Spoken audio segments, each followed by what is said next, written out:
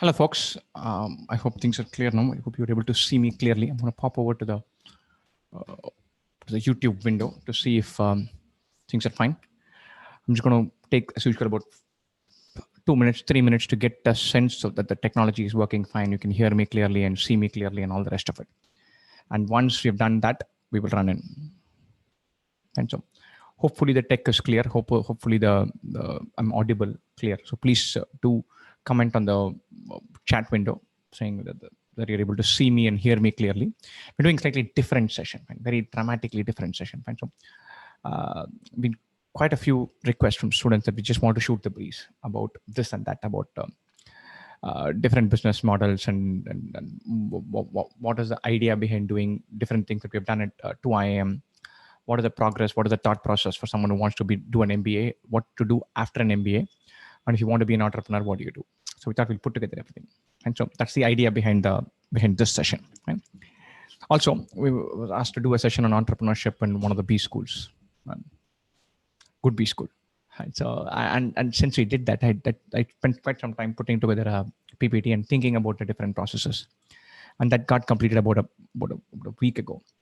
Then I thought, I have the framework. I have done one round of thinking. Probably good to share. Quite a few chat windows where people have voiced a desire to just have a session where we can talk about different business models. We've always been speaking about CAT preparation and how to do quant and DI and verbal and all of that. And so this is probably a good chance to shoot the breeze about different things. And I have a prepared presentation. Plan is I'm going to run through that presentation for about 35 to 40 minutes. We will have more than enough time after that for questions. So please keep any and all of your questions ready in mind. Those of you who want to be an entrepreneur, we probably provide a bunch of frameworks to evaluate what you want to do and how you want to do that and how to check out business models. So it's going to be like a B school strategy class. Fine. So let's start off this and then we'll do this.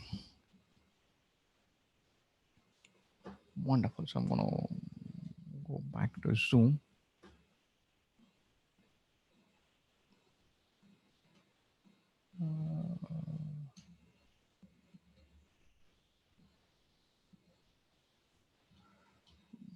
Just hang in there, guys. I'm just trying to figure out the tech. I'm closing a bunch of windows so that this becomes easier for me. Wonderful. So there you go. This.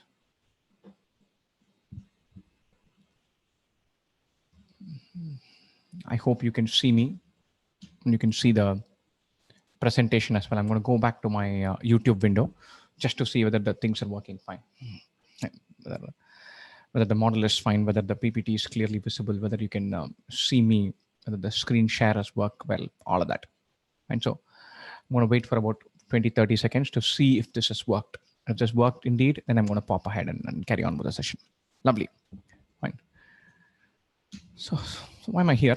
Done a bunch of things. This is going to be there somewhere. So I'm going to skip this. I'm going to rush through the presentation part and spend more time for the PPT. Effectively,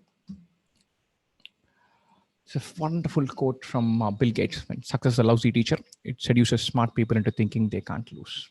And so this is it's a crucial thing for us to keep in mind, especially when you're an entrepreneur and you want to become an entrepreneur and you have this 1 or 2 rounds of early success where things just fall in place.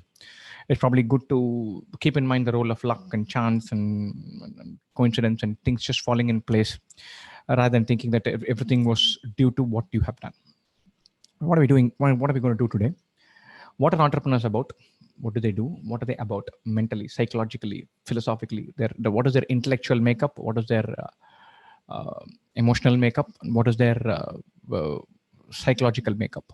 Fine. So some thought frameworks as to how you can evaluate different things when you're in business as a manager or as a business head or as a CEO or as an entrepreneur. And recommendations. Of course, we'll have recommendations right at the end of it. Right? So that's the framework. About 10 minutes each. I will shoot to finish within 30 minutes. And then we can take questions at the end of it. Lovely. Right? Entrepreneurs are the crazy people who work 100 hours a week so that they don't have to work 40 hours for someone else.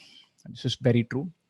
Entrepreneurs price freedom, price the idea that they have something to provide, that they can crack it, that their time is theirs, that it is what they are creating is of value, and they don't dare not work for somebody else. Right? So very interesting video, which that for some reason doesn't seem to work. It's based on this idea called as greater fool theory. And the greater fool theory is, it's an investment hypothesis. It's this idea that you buy any stock. One idea is to know how valuable that stock is, how valuable the company is. The second idea is, okay, I've bought this, I've been a duffer, but as long as there's a bigger fool than I am, then I'm good. I can pass it off to him or her, and I can still make money even if the company doesn't succeed. So greater fool theory. I may be a fool, but I can make money on this transaction as long as I can locate a greater fool. Right? So what are greater fools thinking? Greater fools are thinking that they have something in them that others don't, that they can create something that others can't, that when others have given up, they see hope. They strike out when others are looking to run. And so in many ways, greater fools are entrepreneurs, or entrepreneurs are greater fools. And so they are blessed with inveterate optimism, bhankar optimistic they are. They're blessed with potent self-delusion. They can always tell themselves the next cycle is going to be better, that we're going to have an economic turnaround, that something is going to fall in place quite automatically. And this idea that something is going to fall in place automatically is built into entrepreneurs. And of course, risk appetite. They should have a sufficient risk appetite to be an entrepreneur in the first place. Now, very often entrepreneurs are effectively answering just one question, and just the one question, which is stick or twist. Stick or twist is a very simple idea. Stick is stick to what you're doing. Why will you break something that's working? Right? Why change a winning formula? Twist is keep tweaking, keep turning. And so almost all questions, not just for entrepreneurs, but very largely for a great many things that you want to do in your life, this framework, stick or twist, is going to work. It's going to be there as part of how you take decisions. Do you stick with something or do you twist it? Right? So in what context? So you're preparing for CAT, you're doing mocks. Suppose you've done well and you've reached 90th percentile and you have a strategy, and you go to 92, 94, 92, 94, you're staying in the 92 to 94 brand. You're very happy about it. You feel like you've cracked it. You're in a good place. Do you consolidate this, or you do twist it and go try one other change in the strategy? You have only a month to go. You twist it and something falls in place. You have a shot at 97. You twist and it something crashes and you slide all the way back to 86. Then you're worried. So do you stick with something that is kind of working, or do you break it and have a go to find the next thing? And so entrepreneurs are always told, or frequently told, good times come to those who hustle, not to those who wait to hustle. So be intense all the time. So find some corner to cut, find somewhere where you can hoover up a little bit of efficiency, some one tweak in the business model that gives you more time, a little bit more from the customer, a little bit more from employees, work on Saturdays, work on Sundays, keep hustling, look for the next cycle to turn around a little bit, and then you're good to go. Hustle is part of the vocabulary for entrepreneurs. What Zuckerberg said is, I'm here to build something for the long term. So as an entrepreneur, do you hustle or do you build for the long term? Do you say, look, intermediary revenue is some little bit crucial for me for this quarter. I'll take this even if this is not part of my long-term business model. Or do I say, chuck it, this money is not important. I'm here for the next cycle. I don't care about a side hustle. I'm building for the long term. So anything that takes my time and energy away from that, I'm not touching. And again, I'm not going to tell you whether you should hustle or whether you should build for the long term. You should know that as an entrepreneur, you're continuously taking this decision. Are you going to hustle or are you going to build for the long term? As an individual, you're taking this decision all the time. I mean, as an entrepreneur, these decisions are more crucial. You should know what kind of a guy you are, what kind of business model yours is, and when to hustle and when to build for the long term. Right? I think focus on a single idea. And so take up one idea, make that your life, live and breathe it. And so all parts of your body, your entire makeup is fretting about that one idea, right? All the time. This is the way to success. This was Swami Vivekananda's outline. The pivot idea is pivot often. So quit early and quit often, which is what Professor Deepak Malhotra outlines. A wonderful speech online on YouTube. I'll share the link with you guys, where he's outlined how quitting early and quitting often is a very crucial guiding mantra for success and for happiness. He says, don't get caught up in an idea. Don't get so consumed by one idea that you don't see the wonderful things around it. Don't be taken in by just your business model in one form, that you fail to spot the opportunities around it. And so do you focus on a single idea or do you pivot often?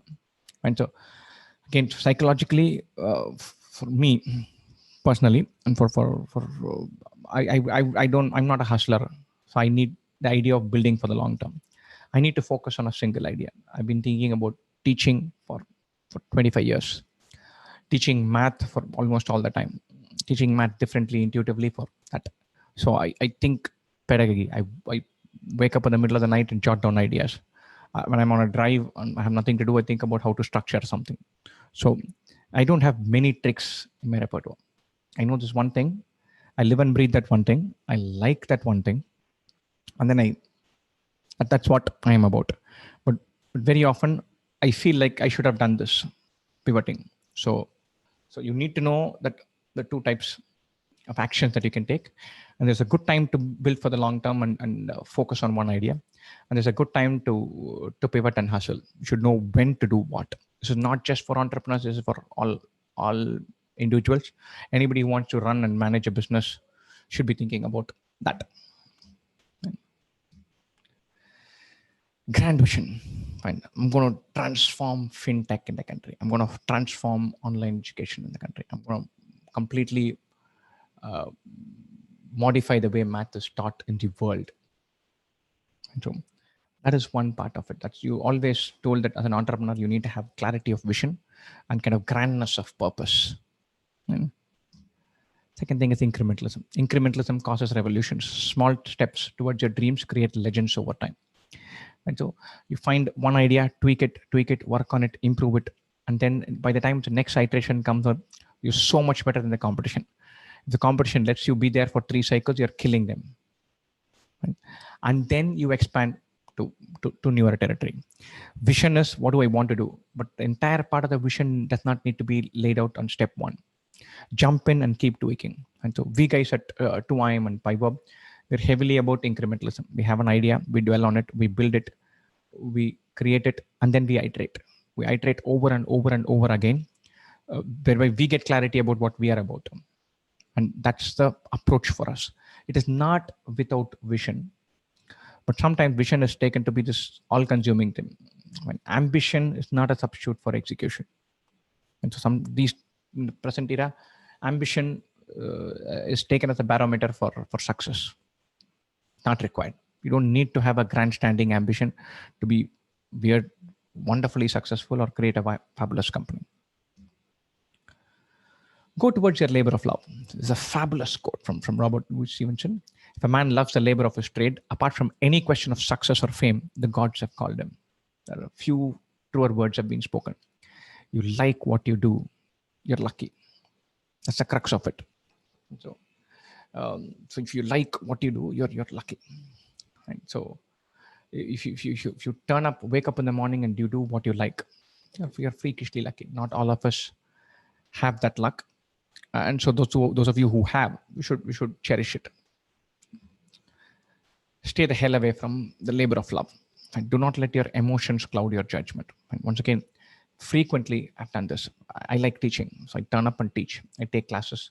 I go for sessions. I speak to students. I like that.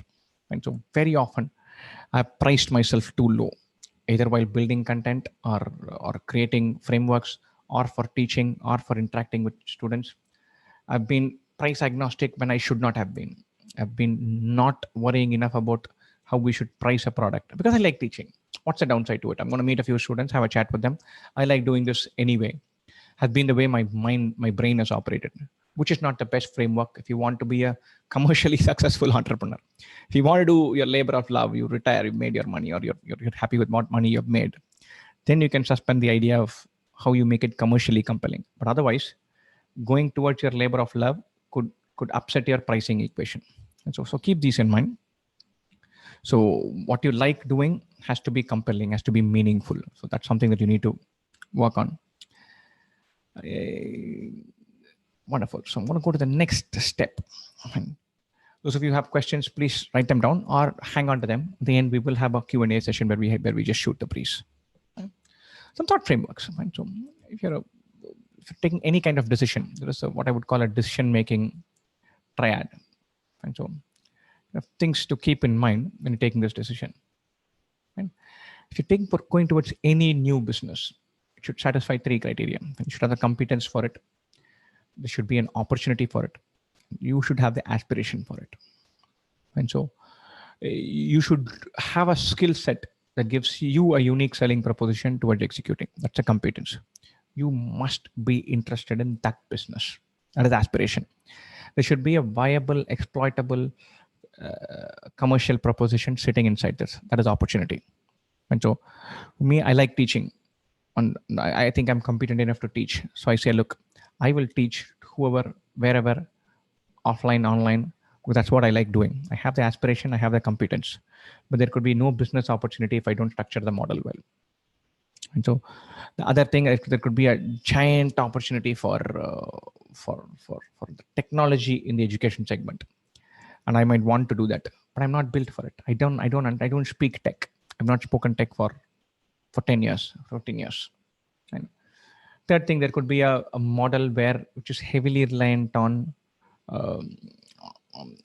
the idea of having a marketplace, a bunch of people teaching. There's an opportunity for it. I can pick up the competence for it, but that's not what I want to do. So everything, all 3 need to be ticked for it to be a compelling proposition. Those of you who are thinking of striking out on your own, definitely tally. And these are like the 3 pillars on which your business model rests on.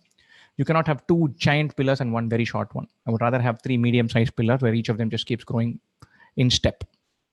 And so it helps you validate your own decision. Do I like doing this? Am I good at this? Is there money to be made? Okay. A slightly more expanded framework in this is this. The idea of ikigai. It's a Japanese concept. And so look it up. It's wonderful. I'm not going to dwell on this Venn diagram. There's very little I can add, which the Venn diagram does not automatically elucidate in a wonderful self-explanatory way. Beautiful Venn diagrams have a way of just completely removing the need for any description, any conversation. So ikigai is a fabulous concept. What you're good at, what you love, what the world needs, what you can be paid for. The previous framework, we did not worry about what the world needs. It doesn't have to be something that the world needs. In this one, we accommodate that as well. And so if you can find something that you love, that you're good at, you can be paid for, and the world needs, brilliant. And so my previous avatar, I was an equities analyst, and I was pretty good at it. I got promoted and became a lead analyst and all that. I had a set of skill set that made me particularly suited for that game. And so I graduated from good colleges. I could do an Excel sheet without getting intimidated. I learned how to value an asset and balance a balance sheet and forecast cash flows. I could talk a good game with hedge fund managers and then shoot the breeze without coming out of as a shallow, stupid guy. And I found enough guys who would pay me more than sufficiently for shooting the crap. But I simply hated my job. And if you ask me, there's nothing the world needs less than bankers wasting their life selling derivatives to each other. So it's definitely not something the world needs. And it's something that I hated. I wouldn't say hated, but I just simply did not like. So it didn't tick the boxes. It was a good profession. It gave me enough money to therefore say I'll spend my remaining time doing something else. But it didn't tick all the boxes. And so you should evaluate based on this framework. It's a wonderful framework to just think about what you want to do. Entrepreneurs need to be self-critical, need to be introspective, need to evaluate what they are about, what their positioning is, what do they want to do, how much money they want to make, what is their work-life trade-off, how do they evaluate themselves, all of those. So you need some framework to sit back and say, okay, what am I doing? Do we need to really do this? And some more thought frameworks. So one of my favorite frameworks, one of my professors threw this in. He said, look, there's a supply chain. There's a producer all the way to a consumer. There are multiple participants in the chain. You know, there's usually one element in the chain where value is created and one element where value is captured. What do I mean by that? The participants in the value creation place, they have the skill set, they put the effort, they take the time, they solve the problem, the critical problems they solve, and then hand it over upstream.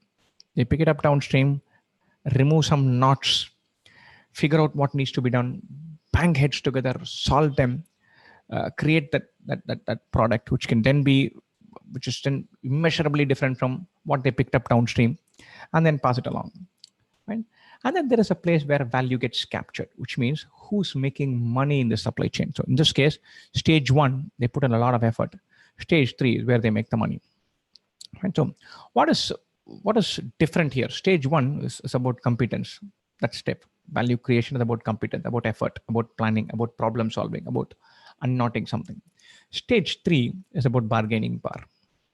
And very often, if you look at different industries, you'll realize the place where value is added and the place the company is profitable and successful, they're not the same. And so bargaining power drives your bottom line, not value creation. So keep that in mind. So bargaining power is a crucial metric. So value creation and value capture, 2 elements in the chain. Account for multiple stakeholders. Fine. So this is a very crucial point. So whenever you're running a business, there are managers, owners, employees, suppliers, vendors, shareholders, customers, government, society, community, all of them. And so entrepreneurs have their biases. Business managers have their biases. All of you are aspiring to do an MBA. You're part of a white collar workforce. And so some consciously or subconsciously to become some of these groups, some of these categories, some of these stakeholders are going to become more important than the others. Fight that. You have to build a mechanism in yourself where you say, I'm going to account for multiple stakeholders. I'm here to fend for all of these in varying measures, depending on the environment and timing and etc. But don't be a slave to one subset of stakeholders. Don't, not worth it. That's not why you should be in business. Right? Business models now, a wonderful business model that has come about is a disintermediation business model. So it's a beautiful model. There's a supply chain where there's a producer, distributor, retailer, and the consumer. So the farmer makes it, he gives it to the mandi sends it to the city, who then gives it to the vegetable vendor, and then the consumer picks it up. And so distributor, wholesaler, retailer, consumer. Right? So the disintermediation model is effectively removing 1 or 2 elements in the chain. And so an 𝐸-𝐶𝐸, which is run by ITC, or at least which used to be run by ITC, removes the mandi and then directly goes to the city vendor. A big basket disintermediates both the distributor and the retailer, takes from farmer, gives to consumer. And so the disintermediation model is effectively one of the biggest gifts of the internet era. They tried it in 98, 99, it didn't work because the internet could effectively disintermediate in terms of information, but the physicality of goods never went away. So you needed to have a giant brick and mortar infrastructure to exploit the fact that producers and consumers could be made to meet on the cloud. So in the first .com boom bust, it didn't work. But the second iteration, your Amazons, your Flipkarts, your Kindle, Swiggy, Zomato, all of them. Swiggy, Zomato, less so. But a lot of internet e-commerce firms are based on the disintermediation business model. Right? Exact. The kind of not opposite of this, but the other extreme of this, the intermediation business model. Customers and providers. In between them is an intermediary. Very often, the business models are a combination of disintermediation and intermediation. They remove elements from the chain, but insert themselves in the middle. The intermediation business model is based on aggregation. So there are many consumers, many providers. The provider meeting consumers, the marketplace is not sufficiently robust, and there are losses and inefficiencies in middle. And the choice set is not presented to the consumer. I insert myself. I remove a distributor, retailer, wholesaler, all of them. So I'm a disintermediary. But I am now a part of this chain. Therefore, I'm an intermediary. I'm also an aggregator. I aggregate supply and I cater to an aggregated demand model. So Uber, Ola, Swiggy, Zomato, the whole shebang, big basket, all of them, Pepperfry, Urban Ladder, all of them are in this space. And so all new age economies are based on this idea of where they are intermediaries and disintermediaries. And so they remove elements in the chain and introduce themselves, and then they're aggregators. And so if you're sufficiently powerful aggregator, you get bestowed that wonderful gift, which is bargaining power. Brilliant. So we've discussed some thought frameworks to think about business models and where do you want to be? What is the role played by a lot of e-commerce businesses? 40% of jobs post MBA are in this place. You're in fintech, you're a disintermediary and an intermediary. You're in e-commerce, you're a disintermediary and an intermediary. You're along new age companies, an equivalent of Airbnb, Oyo, Udan, urban company, Swiggy, Zomato, Ola, Uber, Amazon, Flipkart, all of them are disintermediaries and aggregators. Sorry. So they remove elements of the supply chain, introduce themselves as an aggregator. So great many jobs that you're going to go to now are based on that. Okay. Recommendations. So this is fabulous video by a guy called Tim Minchin, who offers 9 recommendations. And so it's a beautiful video. I would strongly recommend that you watch it. And my initial thought was to embed it, but it's a 7-minute long video, so I don't want to run that. So as a tribute and a hat tip to that video, I'm going to leave you with 9 recommendations, barely and completely or mimicking his style and the way that has gone that. Right. So let's done with this. Let's see. Look out for all stakeholders. Fine. I've already mentioned this. Your post-MBA jobs are automatically going to nudge you towards one set of stakeholders, which is a shareholder. And our entire Anglo-Saxon capitalism model is built around the idea that there is a fiduciary duty to generate shareholder wealth. So if you're a CEO or a CFO or a COO, your job requirement says, I am obligated to do everything and anything that will increase the share price, make more money for the guys who own this company. And so anytime we've enshrined that idea that shareholder wealth generation is a very crucial part of our entire framework for the economy. And so it brings with it a list of unintended consequences. We end up squeezing left, right, and center. We tread on legal boundaries. We definitely destroy ethical boundaries. We squeeze employees. We squeeze suppliers. We squeeze members in the chain. We trash our environment. We cut taxes wherever possible. So therefore think about it. If you're a company based out of India completely, there is an obligation for you to search and figure out a way of incorporating it in Maldives, Singapore, or Delaware, because then the stock price would go up. So you're screwing over your local community and your government. But hey, capitalism demands that you look for it. If you don't do it, then you are letting down, it's like the top 3 commandments of capitalism, and you're letting that down. So don't be that person. Don't look out for all stakeholders. It is meaningful. You want to create long-term value, look at that. Right? The fabulous comic strip, one of my favorites. Fine. The planet got destroyed, but for a beautiful moment in time, we created a lot of value for shareholders. This is exactly what's happening right now across different business models, where they willy-nilly trample on the rights of several parts and the obligations they have to constituents who don't have explicit rights, but they're being trampled on any which way because we're all praying at the altar of shareholder wealth. So don't sacrifice everything to shareholder wealth. Okay. Value creation matters, and not just value appropriation. And so arbitrage, negotiation, business deal making, squeezing, all of these are euphemisms, are metrics to say, okay, there's some value created in the chain. Let me figure out and position myself in the best way where I get maximum bang for the buck. So investment banks are masters at this. When quite a few times there are constituents in the economy who are effectively rent seekers. So banks effectively have a good compliance burden thanks to the government role, but they use the compliance burden to cartelize. Only very few banks that provide any set of services. and then they squeeze the hell out of everybody else.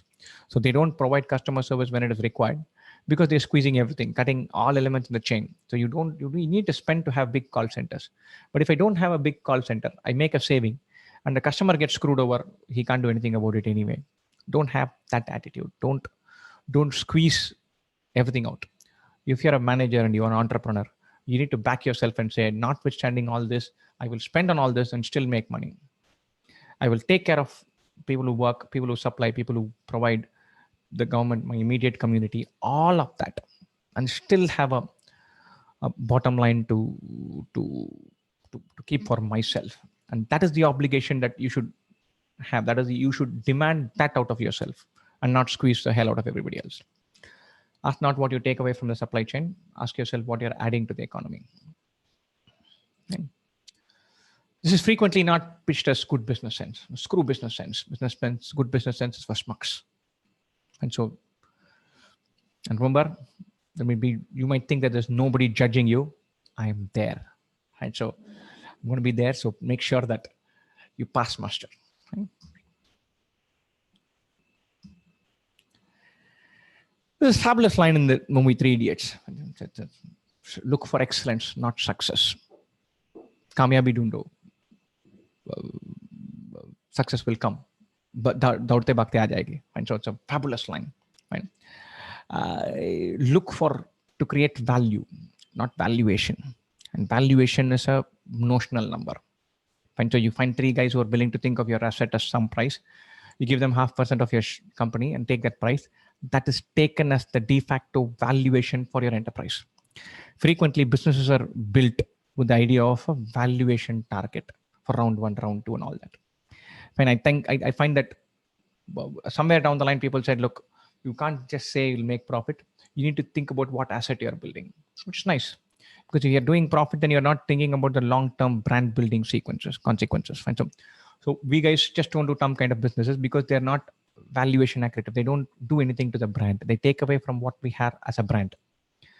And that is fine. Having a focus on what you're building, that is fine. But very often, we don't think about compelling proposition, but business models are built with valuation targets. And so what's the point? Chase value. Valuation is an output metric.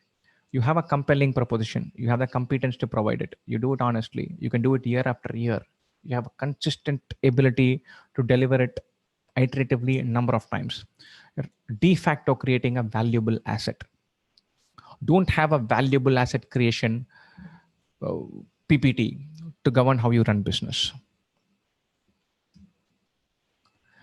Grow the pie. And so there's usually service provider and a consumer. But we've had so many metrics where you're the aggregator. Any which way the aggregator comes in between. The aggregator should come in between, solve a problem, create a mechanism where the service provider or the group of service providers are able to address a larger market. The group of consumers have a bigger choice set to select from. The aggregator is the gatekeeper providing this interface. And therefore, he takes something for himself. Effectively, Ola, Uber, etc., etc., etc. And so what is happening is the aggregator now is creating the marketplace. And because he's driven by shareholder concerns, they effectively end up squeezing both sides and increasing their share. That's already happened with Ola and Uber. Swiggy and Zomato's entire business model is premised on that. YouTube was one of the first to do it. And so you have a bunch of providers, bunch of consumers. You create a platform, you create an intermediate thing, an app, platform, service, whatever you call it, which creates effectively a marketplace in between. And so, but your shareholder pressures make you want to be the incumbent, be the person who's the gatekeeper for everybody. Therefore, you have extraordinary bargaining power both ways. And Ola and Uber, some years ago, or when they came in, they gave extraordinary freebies to the service provider, and even more, ever more joyful freebies to the consumer. And then they introduced themselves into the supply chain, and the market exploded, which is basically they were like this. So more people took taxis, more taxi providers came in, win-win. But then they started growing their share by squeezing this side and that side. They've done it sufficiently that I'm no longer guaranteed a safe, comfortable, fantastic ride. I don't trust them to a to have hygienically maintained their taxis in a COVID era. I don't. They've clearly communicated to me that their pricing pressures far override their delivery constraints. Usually they say, look, the taxi driver has to be validated. Look, you take an Ola Uber drive in Chennai 5 times, you know that bullshit. In any city, the guy he'll have a big claim to have driven for 10 years, 6 years and all that, but he doesn't know the route, he doesn't know the lay of the land, he doesn't know where to go and which lane, he barely knows driving. So there's no validation, so there's no safety mechanism, there's no hygiene protocol, none of that. But the aggregator has now a desire to be the incumbent, and he's squeezing the service provider and consumer. So the pie has not grown as much as he's created an intermediary as an aggregator and taken a share out of the overall market. Don't be that. Create something compelling for the guys to your upstream and downstream folks and take your share from it. If you want to be an entrepreneur, get family on board. Fine. So this is crucial. This is crucial. You need to have a sense of what you're doing, how long you're going to be trying this, what is your business model. You need to have a buy-in from your near and dear. This helps you stay buffered from naysayers. A bunch of people are always going to say, why would you do this? This business is doomed. You're more buffered if you have your family with you. Have a stop loss equivalent for your business idea, which is effectively saying, look, if I don't crack it in 12 months, I'm going back to my job. Right? Some kind of nest egg also helps if you have a pot so that you're not worried about your own day-to-day finances. That helps. The stop loss equivalent and nest egg are crucial because if you can crash your expenses and have a pot to dip into, then you can stay in for longer without sacrificing a bunch of things. And so don't worry just about finances. Worry about work-life balance, your parenting, how much time you will spend at home, all of that. And so I've got a glorious opportunity. So we have a nearly captive audience on our own YouTube channel so that I can pout all kinds of nonsense. I must tell you that when I started my own venture, I was younger, I'm still young. And that I didn't think about any of these variables. In one sense, it was I let myself down. I didn't have the maturity to jump into business when I did. And I let family down. Eternally thankful for the better half for having given me the chance to keep at it. And when on several occasions, the more prudent decision would have been to dump and go do something else, just much safer, the far less risky option. I hung in there in business for quite a time when I shouldn't have, or I should have thought twice about it. And at considerable cost or a considerable time squeezed out of my personal life. So I'm thankful to have had a support structure which bore the brunt of whatever else I should have been doing. I'm thankful for that. But I should have thought this through. So you guys definitely think it through.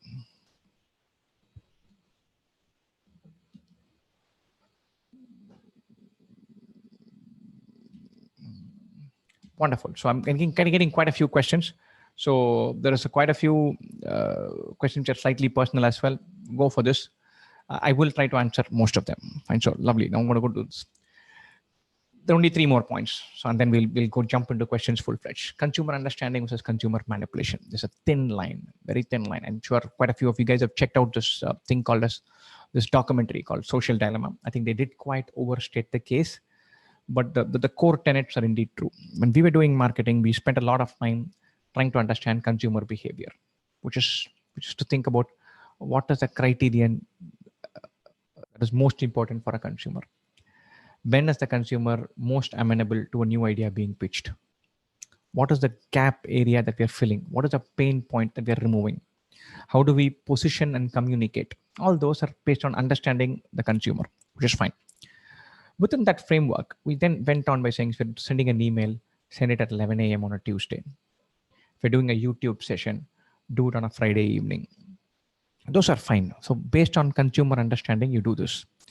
But now there is branches of study called as neuromarketing, which B schools offer, which go into territory of squeezing the consumer in the second cycle, making the consumer price insensitive. If they take up a structure, going on to the fine print and screwing them over. That is it's a dangerous line to go. So draw that line. Consumer behavior understanding and positioning yourself and communicating clearly is very useful.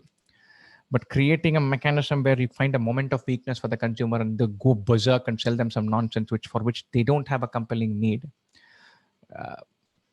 I think some corporates and B schools are not giving enough thought to the idea that this is happening. And this is all the function of pressure. And there's so many instances in history where a little bit of pressure has led to people doing borderline extreme measures to push and nudge customers into buying products that they don't need. They simply don't need. If you were a consumer, would you buy that product at that proposition? The answer is no. Then you're manipulating the consumer. Think about that. So don't create a mechanism where your pressure to generate returns is far more than your reason to exist, which is to satisfy a consumer need. And so don't. It is very subtle and unsubtle forms in which you fall into a trap of manipulating a consumer. Understanding consumer behavior and nudging consumer behavior are two entirely new things. In modern economy, there's a thin line separating that. Know where you sit on the thin line. Do not do unethical crap. Do not do unethical crap. It is simply not worth it. There's so many businesses that have come to exist because they're screwing over one or other of constituents. When they're fully aware at step one how they are going to screw over one of the constituents 12 months down the line or 24 months down the line. They sell a product and asking the consumer to take a loan when they know that the consumer doesn't have the money. And so they promise a certain salary and a pay when they know that 6 months later it's not going to be that. They offer something for free, but don't keep up their word on how long it will be free for. And I saw an ad from LinkedIn. I went on LinkedIn and said 1 month free. I was like, this is nice, 1 month free. I'll try it out. And then this guy said, if you buy it for 11 months, the 12th month is free. That's not 1 month free. That's 1 by 11 off or 1 by 12 off on the price. That's not 1 month free. So LinkedIn found it fine to advertise a 1 month off if you take it for 11 months as 1 month free. That's absolute nonsense. There will be occasions when you will be pushed towards doing that. Don't take that. A job in the economy and as an entrepreneur, it's simply not worth doing nonsense like that. And there's very frequently we are not pausing to evaluate this at all. We're not. How compelling a business model is, how it accounts for all stakeholders, how it is not premised on screwing over one or the other after some time. If you're not pausing to think along those lines, please pause to think. Teach. If you have an understanding of a business, teach. If you have a core proposition on which your business idea is build that competence with your members in your task force by teaching them. Create a culture where people teach each other. They look out for each other. So definitely teach. And so I'm not saying this from a point of view of being a teacher in the EdTech segment, which you're working. I think the intangible value that organizations have is the collective IQ that is sitting in a group of employees without us being able to put a finger on any one thing. And that comes and grows by leaps and bounds if you have a culture of teaching. So if you're an entrepreneur, you have to see your job to make sure that you teach. It doesn't have to be a teaching session with a whiteboard and a marker or a presentation and nonsense. But you keep saying, okay, this is how I'm thinking about this. This is my thought process. And this is my experience that is premising this thought process. This is what I think we are headed. I could be wrong, but this is where we are going according to me. I think you should do your role like this. Demonstrate. Get your hands dirty. Teach. Finally, build a great team. If you're an entrepreneur, it's about creating a place that looks out for its community, about its vendors, about something it should stand for. And that comes from great tricks, great teams. And you don't have to sit and have a giant team building exercise and therefore great teams happen. If you don't do nonsense, great teams will happen. And so we at 2IIM, we have some simple rules. Say, look, we measure end metrics. We're not anal. We don't micromanage. We don't say, look, what have we done today, yesterday? We recruit people with good attitude. We've got a fantastic hit rate. And then we give them the freedom to showcase what they're about. We give them a wider and wider canvas based on how much ever they demand. Right? And we throw them in the deep end and then look for, and then analyze how they're doing, have a chat with them. If things are great, then we give them more stuff to do, more toys to play with. And so you don't have to sit and construct a team. You don't have to be a leader giving motivational speeches. Pull your weight as a team member, you'll go places. And so you build a culture of where each person's individual goals are accounted for, where you look out for their individual goals and growth, and not just a team thing. And be nice, be transparent, be honest. And so at 𝐀𝐬𝐤, we have a bunch of guys who go out of their way. And I've had instances where I've been stunned with the teamwork. There've been guys who sat late in the night listening to some issues from somebody else, not even professional issues.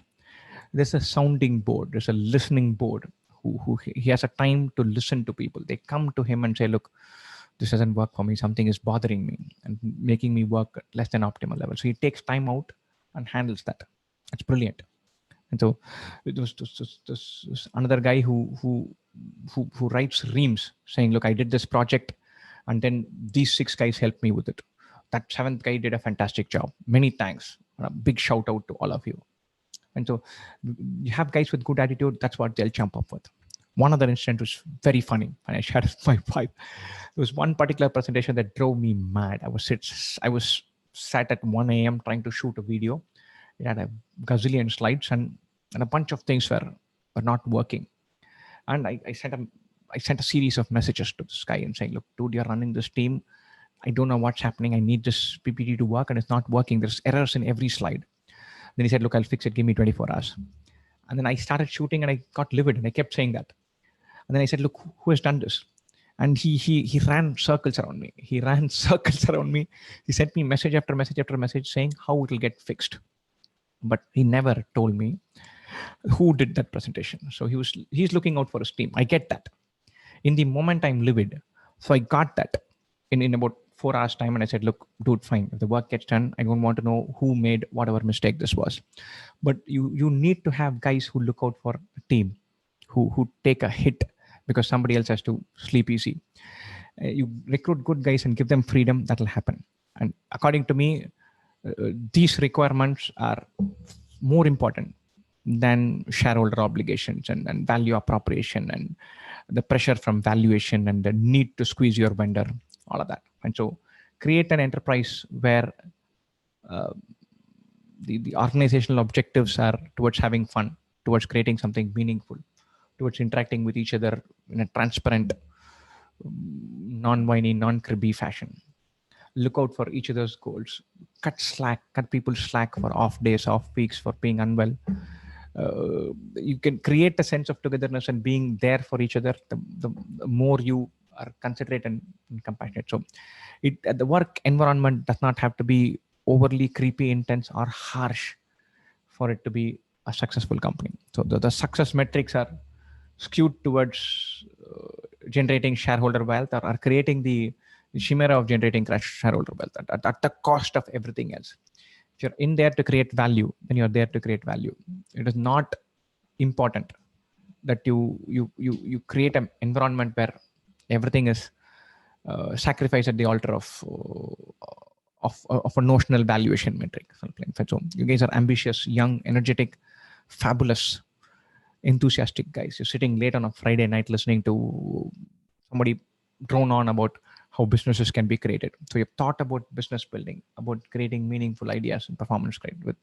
So set the bar very high for your behavior and the way you're constructing an organization and creating a team and teaching. So the validation for your business model, surviving in the marketplace, creating a positioning strategy, fine-tuning the communication, managing your finances, all that you learn. And I'm sure you will, and you should as well. But don't restrict your focus and your priorities to a narrow set of variables based on measurable criteria in the so-called B school tangible way. It is insufficient And it would be a travesty if you restricted yourself to a narrow set of measurable, tangible finance and marketing objectives. And so don't cut corners in your bid to generate wealth. And wonderful. So I'm going to jump in and have a look at the questions. And Ikigai model has confused me more. This is Namit Kaur. Just Google Ikigai. Spend 10 minutes looking at that and tell yourself what you like, what world doesn't need, but what you can get paid for. Fill something about yourself in each of those diagrams. It should be good. I want to start a school like DAV or SBOA in Chennai. I have a burning passion, but at the same time, the financing requirements are daunting. How to start a school like that? See, a school like that, you'll need a lot of real estate, a giant number of people. So you're setting your stall to say, I need something gigantic. And schools in India, and particularly in Tamil Nadu, in Chennai, are very conscious of not being run as profitability, just profit ventures. And so schools in India are required to not look for a profit motive. And I don't know if you guys know this. So schools are not supposed to run with a profit objective alone. So generating funding for an enterprise which does not hold profit as one of its key motives, very tricky.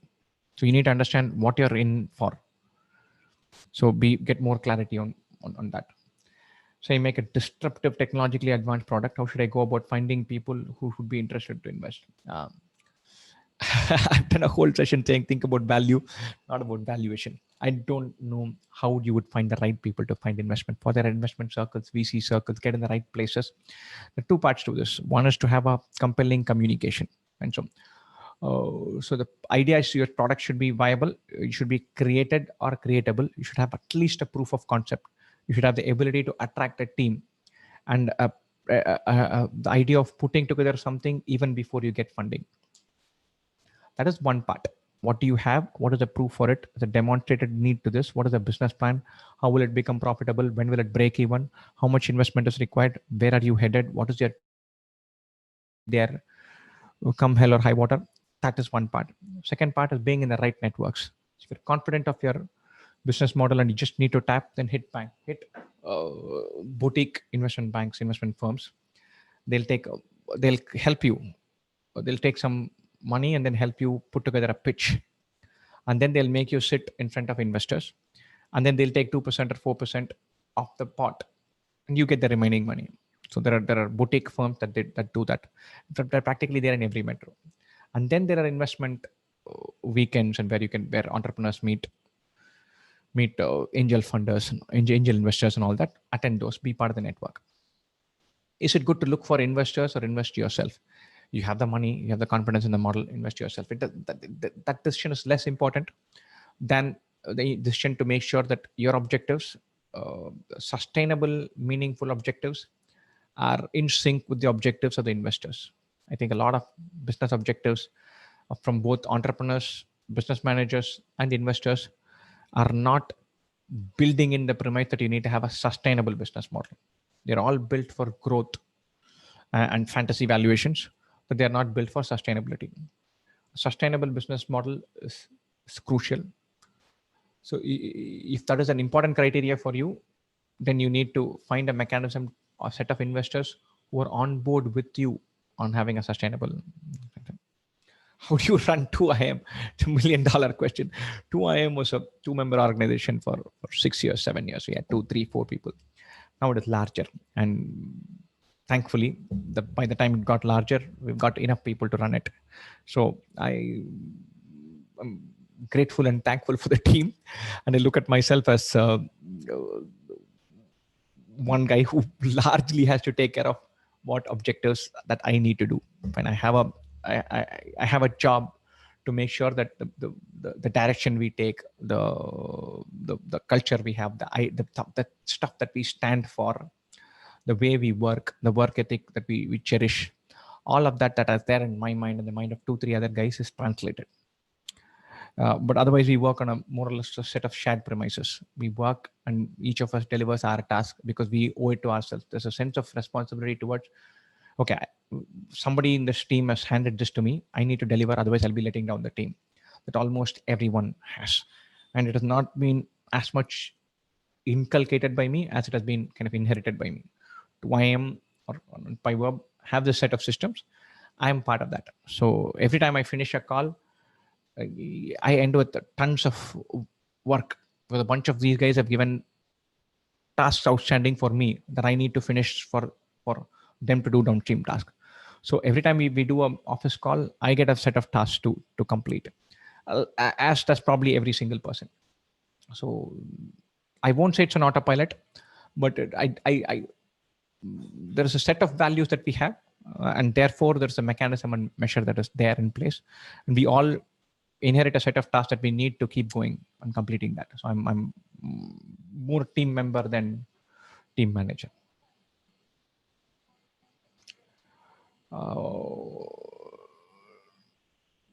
Golden words for any entrepreneur. Thanks a lot. Why do I feel that I'm being introduced to an idea, then the same idea is being contradicted? Yes. Look, I'm effectively, the middle part of thought framework and original things was about the fact that you're going to have contradictory pressures. And there's nothing wrong with it. We're not slave to one idea. We need to have one idea and understand the polar opposite of it. We need to hold both of these thoughts in our head and say, okay, when am I going to go towards this? When am I going to go towards that? So it was a deliberate idea to give the contradictions so that you know and you're cognizant of the fact that the pull from both sides. Do I stick to an idea? Do I pivot? Do I dump an idea? Do I try a variant? So each of those things is crucial to know that there are two sides to the coin.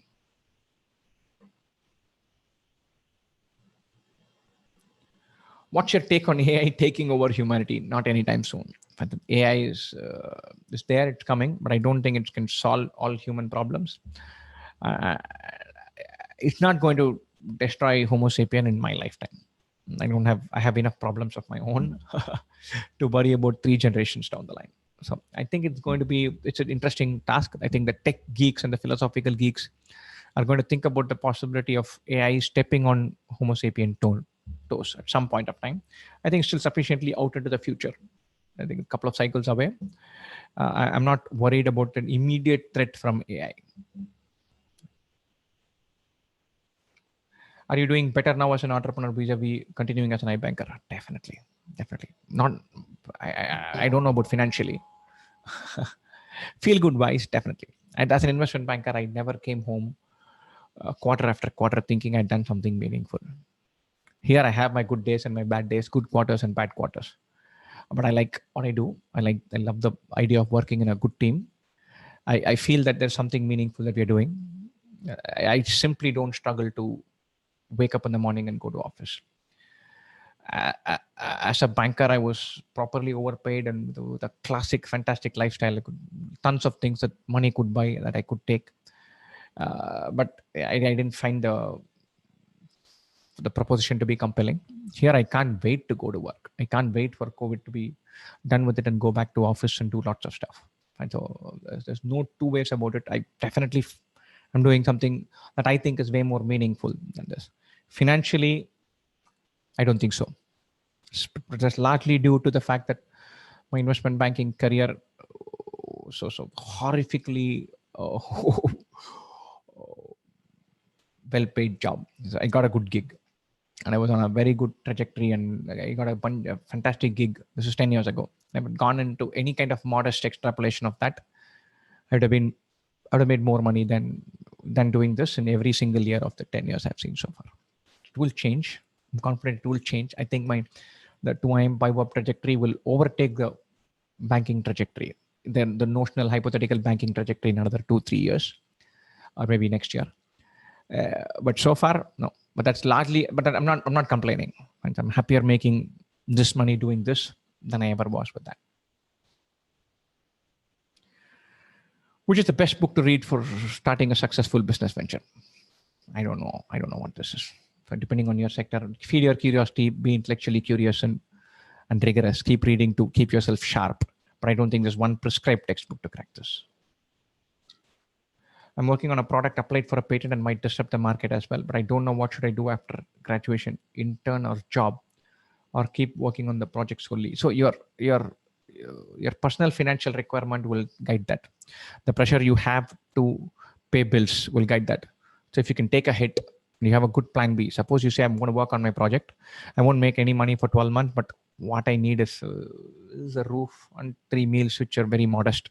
So I need 5K per month. I can survive at that for 12 months because I believe in this. And if it doesn't work, I can go back to a job. If you can crash your personal running cost and make sure that you're still employable and skilled, then you should try your idea by all means. Does it make sense to wait for the perfect new idea for business? It's just for entrepreneurial experience. Reinventing the wheel is also good as a starter. See, you should find yourself filling a need, removing a pain point, finding something that you are compellingly better at doing and you like doing and you want to do. Then it doesn't matter whether it's a new idea or it's just a tweak and you're filling a need. And so if you're a wholesale dealer for card, that's not a phenomenal new idea. But if you understand cars, you understand the market, you thrive on that, you know the financing and you do that, it's a wonderfully profitable business. And it's something that the guys who really like doing it love doing. It is not a new business. It's just something that's been on for 40 years. But you like doing it. You think you can do it better than the guys out there. You think you can add customer value in the process. You think you can make money. Go for it. It doesn't have to be a fancy new idea. But you should have a clear proposition towards what is that need that you're filling. What is the customer pain point that you're removing?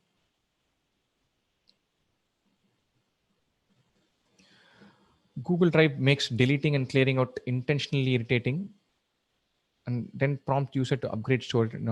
Yeah. I'm not per se against that. It's a pricing strategy. They do far more unethical stuff than that. And that I resent. And so that I worry about. How to start from scratch and approach for funding. Be in the right networks, create a good presentation deck, take help if you need to. Is there any barrier to entry when it comes to teaching mathematics online? If yes, then what can you think of it as a pure competition? Very, very little barrier to entry to just teach. Very little. You need a writing pad, a webcam, a good internet connection, you're on. And then you make a tweak here and there, get a better mic, you're on. And so, but if you want to make it a compelling commercial proposition, then you need to stand out. You can't say, look, I'm a teacher. You need to worry about intellectual property control. You need to worry about offering value. You need to worry about competing with several other players, know what you're standing for. And what is the pricing power for that, for you? What is already available? Why should people come to an Abhishek Mukherjee class vis-a-vis the 17 other variants that are freely available on YouTube? And how you can provide that on a sustainable, relentless basis. What are your 9 recommendations? I think I can go through that again, but I think we've covered that. I went through the whole slide deck. And so I don't recall offhand, but maybe I can just rattle through. I'm just going to start this presentation. So 9 of them. Look out for all stakeholders. Worry about value creation, not just value appropriation. Chase value, not valuation. Grow the pie, not your share. Get family on board.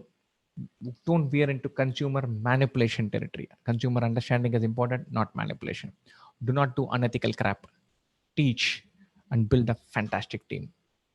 Those are my 9. Right? Do the buyers in the edtech industry possess any bargaining power? Yeah, purposely, I think the buyers in the edtech industry have way more bargaining power than the sellers. I think edtech industry could be poised for a devilishly high price point pressure. I think edtech industry is premised on a business model of which is at ease with its pricing. But I think the edtech companies are going to see pricing pressure very similar to the telecom industry. In 98, 99, you were paying, or 97, 96, you're paying $16 a minute for telecom call. In 2000, 2001, you're paying $3, $4. I was financial models for telecom companies and valuing their assets in 2003, 2004. And I remember we said that we would we premised the model on increasing ARPU, which is average revenue per user. We said as telecom revolution comes, users will consume more and more voice, more and more data, with more and more offerings being there. And therefore, as a telecom provider, we'll make more and more money. Then several revolutions later, 2G, 3G, 4G, 5G, a lot of those original hypotheses about consumption played out. Now we consume way more telecom, way more, like 100, 150, 200 times more than an average consumer of 2003, 2004. Even then, we had the phone and SMS industry, the nascent with the internet was in the air.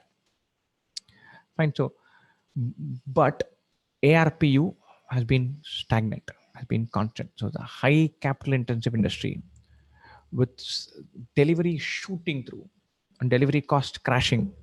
So it should have been a freakishly good model, but became nice but incredibly tough to make money in because my consumer is consuming more and more and more and more. I'm loading him up to the gills, but he's not paying any more for it. And so EdTech, the elephant in the room is YouTube. YouTube is going to offer so much high quality content provided by so many different people at so many different models at a price point of ₹0, that for a regular intellectual property free product, which is what most of the EdTech is churning out today, pricing pressure is going to be close to zero.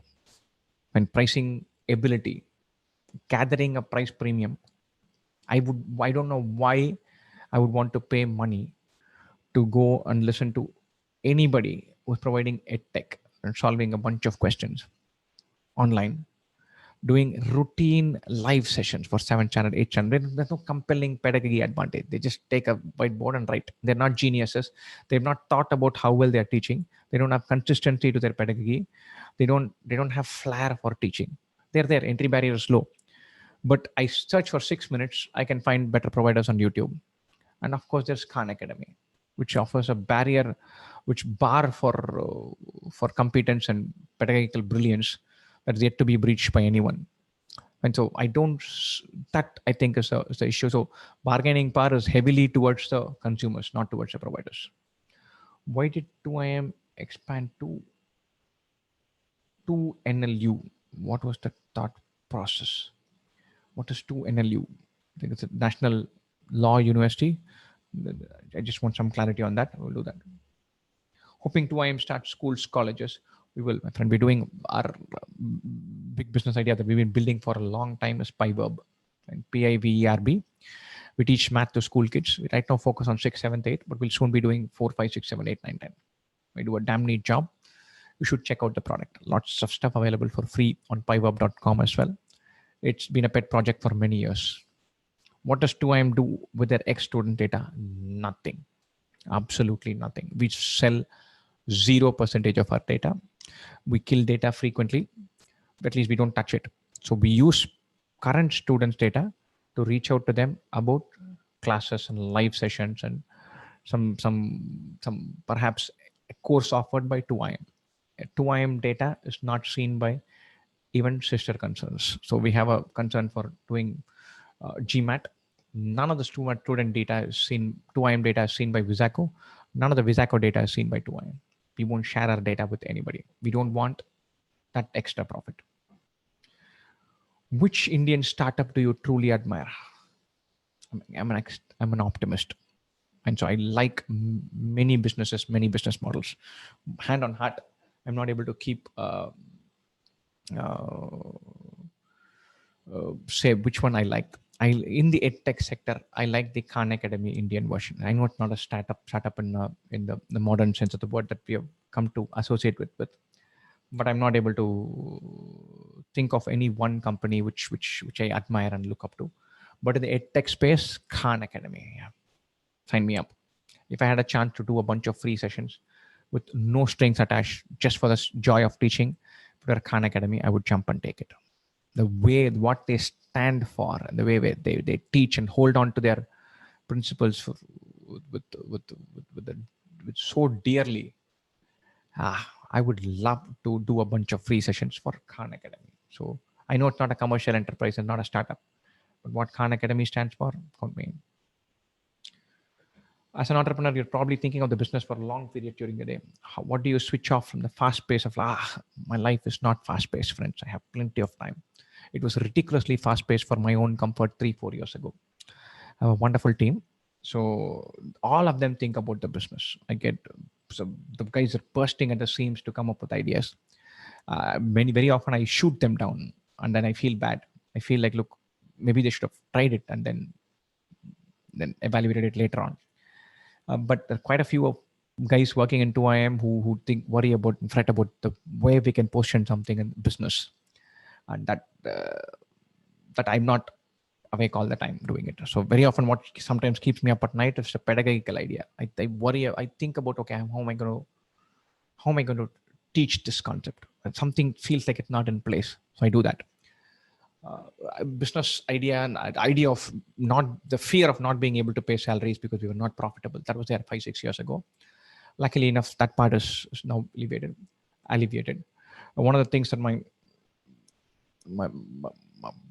wife keeps pointing out to me and says, look, she keeps saying, look, you have a business that works, that runs, it makes profits, you're happy. Why do you find this need to evaluate the idea of taking funding? So you will be answerable to someone else. That will drive you nuts. And their return pressures, you will not find appealing. You'll be at loggerheads with them. And you'll have to do a bunch of things where in order to see some profit that you would otherwise stay away from. So why would you want that? So one of the reasons why we have stayed one step removed is that what do you switch off from the fast pace of life? That one entrepreneurship life and path that we have got is not that fast paced, not crazy. Two, I have 2 kids, so I don't have much choice. I come back home and in COVID time, my daughter attends a bunch of these calls and says, enough of this, come off. So I don't have much choice that way. Could you shed some light on social entrepreneurship? Social entrepreneurship is a lovely idea, friend. But very often I think social entrepreneurship with commercial objectives becomes neither this nor that. So I don't understand great money entrepreneurship models that claim to be social entrepreneurship models. Right? So the one Anglo-Saxon ideal that I like is keep your capitalism and your social work separate. So I want to have the ability to run a commercially viable, sustainable, profitable organization, paying good salaries and treating all vendors well, and do whatever I want to do for social objectives with a profit that stays. I think the mixed models are sometimes you don't understand what the business is about. That can take you awry. We've done that in the past. We've burnt our fingers. We continue to do that. So that is something to keep in mind. So now you're working as a teacher, operations head, and a sales head. I'm not. I love to operate only as a teacher, but I'm not working as all of these. I have wonderful guys who worry about all that as well. You guys have metal to grow at level of Unacademy and 𝐻. Why are you not going for? Of course we are going for. And we have ambition to not grow at Unacademy and 𝐻 level, to create meaningful value far more than what these guys do. Fine. So we will create that. We will create that in multiple segments. We're already going full throttle with CAT. We're going to do CLAT as well. And we've been building on the school model for 4 years. We'll offer tons of wonderful, high quality math education at very simple prices to a lot of people in our country soon enough. The guy who runs the CAT business, which is Bharat, he'll be livid if you told him that somebody else is running a more meaningful company. We're one of the few sustainable, profitable edtech companies in the country. So if somebody suggests to him that we are not doing as well as somebody else, he'll say, look, who made more money last year? And so we're not a large company. We're sustainable, we're profitable, we stand for the right things, we go to sleep at ease. So you're there, my friend, don't worry. And our school product is even more ambitious. It's fantastic. We do a phenomenal number of things for tweaking the mind of an 11-year-old, 12-year-old, and we've just begun. There's a long way to go yet, but by the time we're finished, or by the time we get going or go even 2 steps forward, we'll be so far ahead of whatever notional competition is out there that I don't think that the names you've mentioned are keep us awake at night as benchmarks in any form.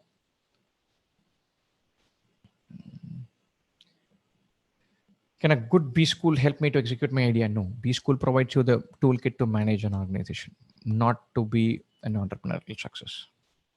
Please tell scope of online coaching, not very high. You need to find a good niche for yourself. or you need to be broad-based and have the ability to pull people to come to your pot. Have online coaching, the tech industry, according to me, has got doubled down in the idea of tech and sales, and not sufficiently in the idea of ed. Ed tech as a meaningful proposition has been fiercely democratized by YouTube.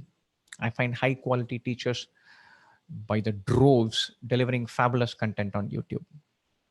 And Khan Academy is going to be a benchmark and a beacon for a while to come yet. So too will 𝐻𝐻𝐵, I hope. We're on our way there. So there will be companies that deliver high quality. But commercial proposition at large scale with that pricing point, so far not been demonstrated. The demonstrations we've seen so far, at least I'm not convinced. I think a lot of it is just hot air. It could get pricked and burn some fingers. And quite a lot of it is premised on a set of assumptions that need not bear out. Is an MBA from an elite college really helpful in an entrepreneurial journey? No. You have an idea, stick with it. Elite MBA, unless it's funded, you're going to spend some money. An MBA, a good MBA in India costs 22 lakhs. And if you're going to take a loan to pay it, then your obligation to pay that EMI, this is a pressure point. The opportunity cost, because you're leaving out a salary. A guy out of engineering college with 2 years of experience, probably taking off 6 lakhs per annum. He said, look, I can make 1 lakh per annum, 2 lakh per annum. Even with my jugaad business, I'll hang in there for 2 years, see where it takes me.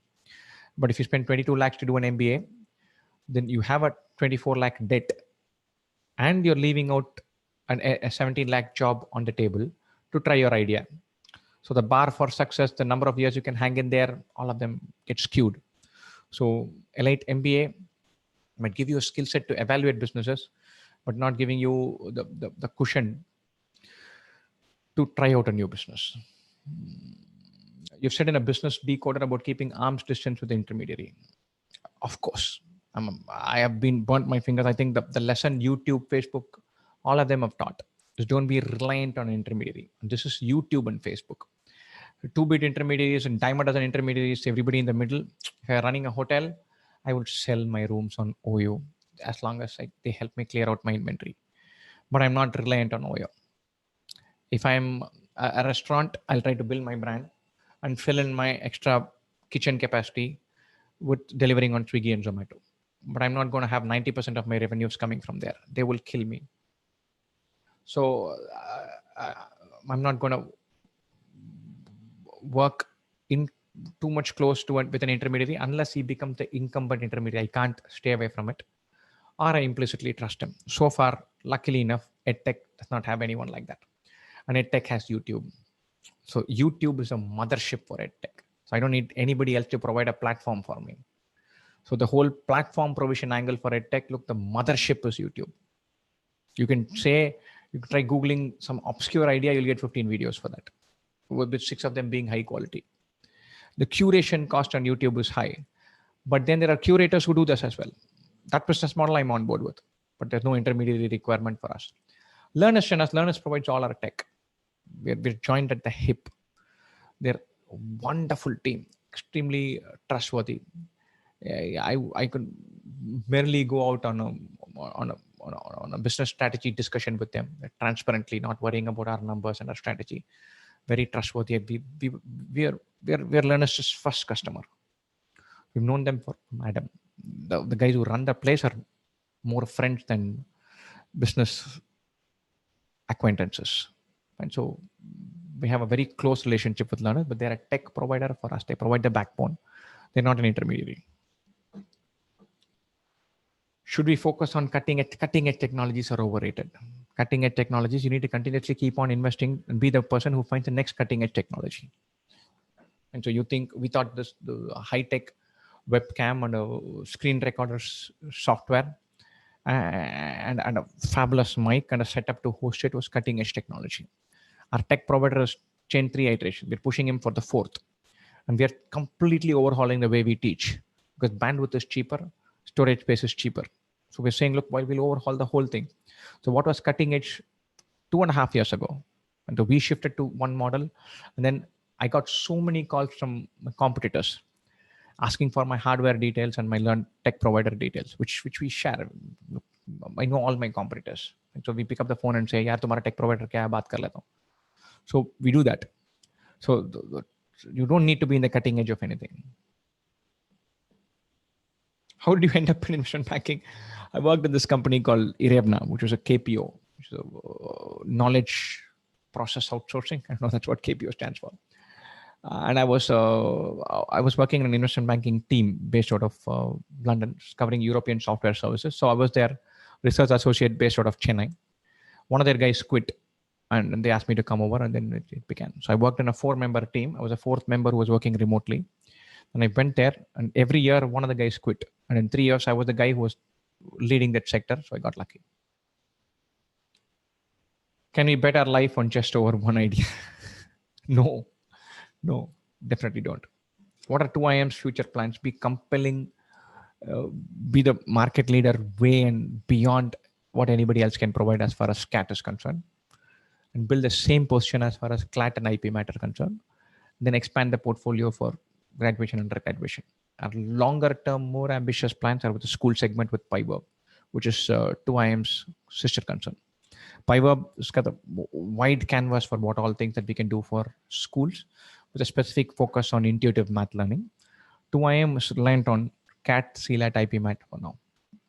But I think we want to put some more distance between what we do and our competition.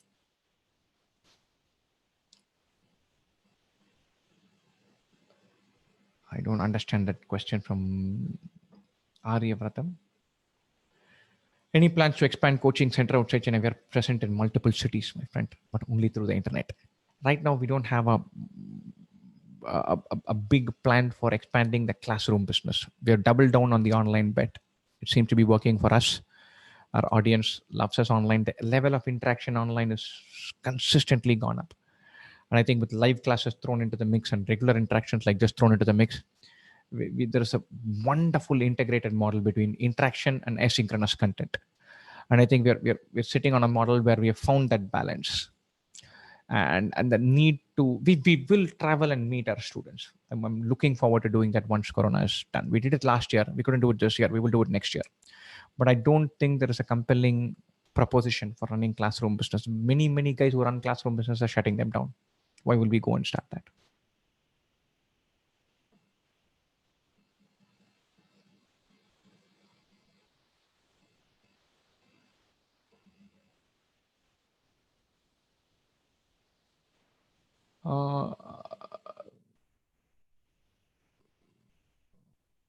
Thanks, Kishan Venkatesan. Thanks for the lovely comment. How to think of business model that solve the problems of society in a profitable manner?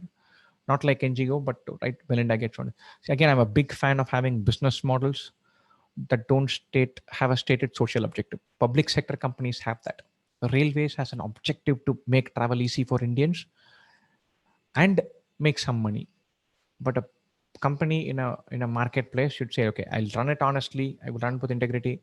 I'll take care of all stakeholders and make money. The money you make, you deploy in social activities or run a parallel company. But marrying the two, I'm skeptical of that. How do you face criticism? Denial. Of course. You should speak to my wife. Denial. First step is denial. Somebody says something is not good. I'll say, look, you have not tried it out fully. You see this, it's fantastic. Somebody says 2IM has done some one thing that explanation is not clear. 100 students have told me it's great. You read it properly. You try 3 more questions, it will come to you. Denial. First step is denial. Second step will say we're still better than everybody else. Well, that's immediate. And then we'll go back and revisit it and the criticism about our profitability, our business model, how we are positioned, what we communicate, how we price ourselves, all of that, we take it in our stride. Criticism about how our course is structured, how we are seen by our students, that really keeps us awake. If somebody says this question is not clear, or this course is, they're not able to understand it, we'll rip things apart and restart them. With all this public presence, look, this is the relationship that we have on YouTube that's been built over years. So there is a certain level of intimacy and comfort I have with our YouTube audience. So one of the reasons why we had this session is we had the session at a B school, and we did this. And we said, look, there was a certain need to be transparent and share details about my own journey with 70, 80 strangers. And I'm definitely more comfortable talking on YouTube channels with guys who have been with us for years. So personal life is my own, but as a professional journey and 2IM is concerned, I don't have issues with sharing what we are about, what the course is, what our trajectory is, what our plans are. Not worried. I like my field, but I haven't found the right people to collaborate and create, and that bothers me. That's important. So reach out to smart people, take the effort, go ask for help. So you have an idea, shoot the breeze, find the, you don't need to have 17 people. I think this is a question from Bhavya Lalit. You don't need to have 100 people to shoot the breeze with or discuss ideas, but you need 3, you need 4. So you need to find and locate that one person who looks like could be in your sweet spot, and then dangle your feet and then take things further. Don't have an agenda. Don't have a takeaway. Don't act like an Amway salesperson. But say, hey, I thought of this, would love to just shoot the breeze with you or just join in there. Why is 2IM course priced higher for CAT than other similar players? If I had to be very cocky about it, I would invoke the statement from Batman and Joker. And why would we give it for free? We offer a comprehensive course. We have a gigantic video library. And the video repository for the course is going to flirt with 10,000 videos shot by effectively 2 people. And everything, quant, DILR, VRC, effectively 2 people. I've done 85% of the course. We do 2 live sessions a week from November till April, May, and then 5 live sessions a week after that. So in a year, you'll get tons of live classes. They're available on desktop and app. We do a test series with detailed video solutions. We do all previous year CAT papers with detailed video solutions. We care about every single idea that's being taught. Right? For every video that I shoot, I bin probably 2 or 3. And I know Bharat does more. Swami has done more. They've thrown away more. I shoot from the hip because I feel like I can get away with it. So Bharat is anal. If Bharat is going to do a session, he'll prepare for a couple of hours. And if he feels that one thing didn't come out, he'll kill it. He'll drive the guys who are editing the video crazy and say, look, I don't want this. You edit again, I'll give it to you. So we spend an inordinate amount of time deconstructing an idea. We create detailed presentation to shoot a video. I see some of the live sessions out there and I'd be like, we wouldn't have touched this in 2014. And we've taken 3 generations after that. You see the live classes, the modularized courses inside 2IM.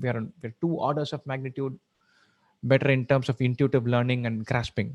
We will land it on a platter. We'll say, look, you can listen to the video. You can listen to the video really quickly. We can go to the juiciest part. We'll slice and dice it and make it into 4-minute videos. Or you can skip this and see the slides. And the slides are not random slides, which is just Word document thrown in. They go step by step and uncover an idea. And so, and in some cases, 𝐸𝐴𝐞 offers an even more elaborate option. So we set the bar very high for deconstructing an idea and teaching. So you learn something from YouTube, it takes you 10 hours. You go and find the right thing in 2IM. You can do it in 2.5 hours. You'll come away richer for the experience with an intuitive understanding, the big intangible thing that makes you feel like, look, I get percentages. We'll give you a wow moment in every other class where you feel like, now it's fallen in place. I get this. I'll never forget this. We take effort to construct that. And because a lot of our time goes in that and not just taking class after class, that is why we live and breathe content creation and pedagogy, which is why we are pricier. We're available in every format. Our pedagogy is brilliant. We have tons of questions, a gigantic video repository for asynchronous content. And we do more live classes than anybody else out there, all done by 1 or 2 people. It's very easy to run 40 live classes parallelly. But then where is the consistency? You get used to a teacher. And that teacher should have some flair for teaching and should have done this for years. And so some of the competitive advantages that we now claim to have, we built that over time. So the guys who teach at 2IM, I take most of the classes for 2IM. I've been teaching for CAT, for spending hours in a classroom. So 10 hours every weekend for 10 years. So I've done that. So it's not that I have a way of teaching. I've taught batch after batch after batch. So I have an idea of how to go about it. And I've made sure that I teach all the videos. So the bar for what passes for good content in 2IM is insanely high, which is why we both command a premium and enjoy it. It's not an insane premium. It's 10%, 20% more than our competition. I shouldn't say wrong things about competition. It doesn't go well. How is online digital education going to scale up vis-a-vis regular school or college currently taking a backseat? I think online digital education is going to be the way to go for skilling and adding new ideas for the older segment. But for school, for younger kids, schools are irreplaceable. All the schools I speak to, they can't wait to go back to school. All parents, they can't wait for schools to resume. Students want to go back to school. And online is going to be a decent supplement, but not a substitute as far as the schools are concerned. For the more niche segment for older audience, it's going to be for skilling. But the elephant in the room for online education is course completion. Course completion is the absolute pits in online education. The only companies that are sustainable, profitable, and add meaningful are the ones that are anal about course consumption. So course consumption data is something that is widely inflated, and they're not anywhere near what people think they are at. And that is going to be the moment we crack that, everything else can happen. But till then, can you bet an idea and just over one idea? No, don't bet your life over anything. Why did 2IIM expand to cover CLAT? Said, look, the decision-making triad: aspiration, opportunity, competence. We have the competence. We've built the competence. We have expanded the task force. We get the tech. I love teaching some of the questions that are there in CLAT. Nice questions. We have a bunch of guys who are doing fabulous content for CLAT. And IPMAT gave us an entry into the undergraduation segment. CLAT is very much like IPMAT. So we have the competence. There is an opportunity there because I think CLAT and IPMAT struggle from two trends. One is the online is available. Two is building sustainable classroom business is tough because you won't have a threshold number of students preparing for it in anywhere outside of Bombay, Delhi. Even Bangalore and Chennai might struggle. You can't run a batch for 60 students for CLAT for a year because you'll struggle to find 60 students who are preparing for CLAT for a year in their 12th standard because they have 5 other things to worry about. So online might be a preferable route. Online is possible. We like this. We are good at that. Seemed a natural extension for that. What is your opinion about BYJU'S? I have pedagogy issues with BYJU'S. I forget the business model. I have business model issues also with BYJU'S. So I think I've written a bunch of answers on Quora. I'm not a fan of BYJU'S style of teaching. They don't teach intuitively. They're far too gimmicky for my comfort. They've gamed the idea of looking like teaching. And there are quite a few actors and actresses like this. You look at them and they'll be like they're taking so much effort into acting. And then you see the entire movie and it leaves you cold. And then another actor will come and they're effortlessly acing the role because they live that character and that thing. So it looks like BYJU'S has a bunch of things where they do a lot of effort to look like so much is going into teaching. And you see this and you feel like, oh, they've thought about this also, that is also moving, this is also nice, all good. But the idea doesn't register because the pedagogy is not reinvented. Only the paraphernalia is reinvented. So I'm skeptical of the learning value from learning from that model. Guys, and there are wonderful guys on YouTube who do a far better value in teaching well. Phenomenal. Khan Academy is 2 notches above BYJU'S. Which business do you want to do other than 2IIM? Piverb. So we have a large, ambitious, wonderful math teaching product focusing on math for school kids. We're going to cover 4, 5, 6, 7, 8, 9, 10 math, both basic math and advanced math. We'll do all of that in the next 18 months. But right now we already have a course for 6th, 7th and 8th. Both basic and advanced is going to get launched in another 3-5. What about the Peter Thiel Fellowship? Don't know much about it. Peter Thiel is a big fan of Donald Trump. What makes 2IIM stand out of the competition? Pedagogy, relentless focus on how we teach. How we teach is the guiding line for everything. We're very anal about breaking an idea and teaching it well. What is the niche in it? It's the communication challenge is immense. For the first few years, we were always evaluated on quantity. People would pick up the phone and say, how many students do you have? How many videos do you have? How many questions do you have? So we said, look, try out the content. So the trying out the content part is a very hard sell. People don't trust themselves to evaluate a product. They want to know that somebody else has found it useful. They want to know how many videos are there. You won't believe it. Some of the guys, I've handled phone calls where they said, look, I'll ship material. They'll say how heavy it is. I said, look, it's not that difficult. You read, you will understand. It's not heavy reading. I said, I'm not asking how heavy it is, like how many kilograms it is. I said, I don't know. We send it to Blue Dart. It's about 3 kilograms. I said, one of your competition sends 8 kilograms. I said, I'll send 2 more bricks. So there is a market segment in India which evaluates content by raw weight of the books. So it was an incredibly hard sell trying to pitch pedagogy originally. But we had people, we forced and pushed and nudged and prodded people to evaluate the product. We're probably the only online edtech provider for the CAT preparation segment, which offers tons of content for free in the platform for people to be in the exact framework where they're going to learn from and evaluate the content. So that set us apart originally. People tried it, they liked it, they bought it. After a while, word of mouth kicked in. People said, look, don't worry about everything else. You'll understand everything. Go there, try it out. And then people tried it out and buy. What is your opinion about sales team in edtech companies? The edtech companies have cracked this business model of selling online education as a category quite brilliantly. And they've sold this idea that there's something phenomenal sitting inside learning from one type of framework. I think online as a category is oversold. Course consumption is the elephant in the room. I'm very worried that once course consumption disaster becomes more public information, there'll be a re-evaluation for edtech.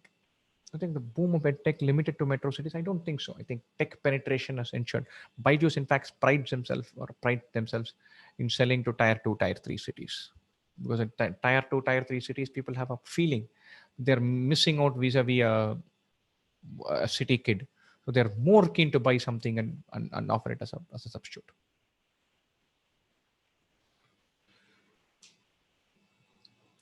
You have a flair for teaching math, but on the other hand, if there's a need for commercialization, how should someone teach? This ethical dilemma. There's no ethical dilemma for pricing a product. There's an ethical dilemma if you're going to lie about it. There's an ethical dilemma if you're going to manipulate the consumer. If you say, my product is priced at 25,000 because that's what I priced it at. You find it meaningful at that price point, you buy it. If you don't, you're completely allowed to choose a gazillion other alternatives. A high-priced product is not unethical. Very often, the unethical products are the ones that are low-priced but don't fulfill the promise. If in any part of the communication you're honest and transparent and clear, then you can have the priciest product in the market. There's nothing unethical about it. We're conditioned to thinking that cheap is ethical and pricey is unethical. It's just errant nonsense. Why is pricey unethical? One of the most ethical companies, they stand by their product. And if I'm taking 3,000 from somebody, I feel and they feel that there's no obligation to provide quality. They won't raise an eyebrow if something is wrong. If my tech crashes, they'll be like, I paid 3K, what can I expect? If I ask them to pay 28K, then if they pick up the phone and call, we pick it up and return the call if I miss it. We respond to WhatsApp groups queries. We clear discussion boards with the frenzy. We offer 5 live sessions in the run up to CAT. We do endless sessions to just shoot the breeze with our students.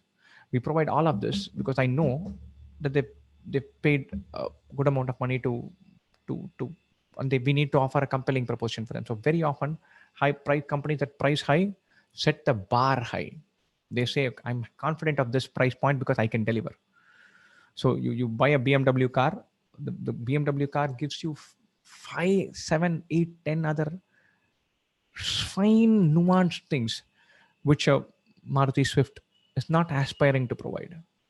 So there's nothing wrong with a high price product. High price is not unethical. How did you decide this is the business you're going to do? As I said, I didn't evaluate. I didn't have the maturity to do a carefully thought out business decision. I like teaching. I like teaching and teaching math from the time I've been 10, 12. Breaking an idea down, telling it to somebody, maybe it's the sound of my own voice that I like. But I like teaching. That much was very clear to me. So I gravitated towards research and managed to do research well because research was breaking down ideas and explaining them. So I would like academic sounding research. I would have sales guys calling me and saying, look, why are you talking about all this? I just want to know about the stock. But I introduce weird stuff even in my research reports because I like breaking an idea and describing it. So that part was very easy. Not to bet on just one idea that you're organizing over it, not to bet your life. It's a business idea. You need to offer something compelling, keep consumers happy, keep tweaking things.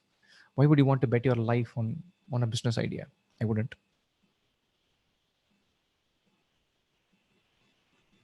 I don't have an idea. I have an idea, but I don't have the team required. Get the team. It does not need an MBA. You sell the idea, get like-minded people, get them on board, have 3 people solving the problem, you're good to go. Great many things kind of fell in place for 2IIM only after we got different people working on it. Why didn't you approach venture capitalists for expansion? We don't need venture capitalist funding. We believe in an idea of growing organically. For CAT, the market is not gigantic. The venture capitalists would fund us. We have an addressable base that we like. There's nothing that VC funding can give us which good prudent SEO on YouTube cannot. And doing all these tougher things have built our reputation in our market for quality and for being transparent and clear and articulate and explaining what we do. And I'm sure if we had got money at the early stages, we wouldn't have built some of these hard-earned skills. I'm happy. What is the future of full-time MBA when there is automation coming everywhere? MBA is for managing the business. So the automation has to be managed and tweaked. Full-time MBA has always been about a peer group and a brand and a communication, not just the learning aspect. You can learn business, accounting, and valuation and 4 things about sales and marketing from Udemy. You do it from IIM Ahmedabad because you get the IIM Ahmedabad brand with you. You do it from IIM Bangalore because you get that peer group with you. Those things are not going to go away. I think MBA market, like many other markets, is going to split into 2 ways. The real high quality, which offer a peer group, a brand, a certain automatic ability to place you, get a job. And then there's going to be a mass produced, online delivered, slightly lower price point, learning skill set things. So you go to IIM Ahmedabad, Bangalore, Calcutta, and 30 colleges to get the brand value and an automatic placement thing. But colleges ranked 71 to 200 in India, they're going to struggle because they're going to provide teaching, but not going to bestow brand value. They could lose out to online. Very much possible. But the juiciest brands, they'll survive because what they're bestowing is not just knowledge. They're bestowing a signal on you. An IMA grad is sending a signal that she can figure out a business better than most people in the peer group. And that communication IMA can give, not Udemy. Therefore, that'll still survive.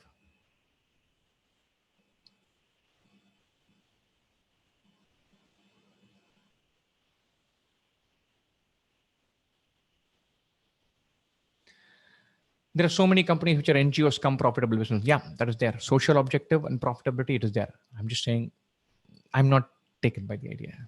In which year you have passed from IIM? 2003. I finished my engineering in 2001, MBA from 2003. Have you worked after graduating from IIM? I've been working till today. I continue to work. In the corporate world, yeah, I graduated in 2003. Just to give you a background about myself, I'm an engineer from IIT Madras, finished in 2001. I'm an electrical engineer. 2001 to 2003, I did an MBA from IIM Bangalore. Worked with ITC in sales for about 6 months. Shifted to equity research. Worked with 𝐸𝐵 now, which is CRISIL now, for about a year and a half, nearly 2 years. Then shifted to investment banking front-end role with Credit Suisse, which is a Swiss bank. Job was based out of London. I was covering the European software services sector. I returned and started 2IIM, joined with Bhaskar to start 2IIM or restart 2IIM in 2010. So I've been in the CAT coaching industry for 10, 11 years, online for about 7 years, been in the online school math coaching industry for about 4 years now. 4 years we've been creating content, 2 years we've been in the market.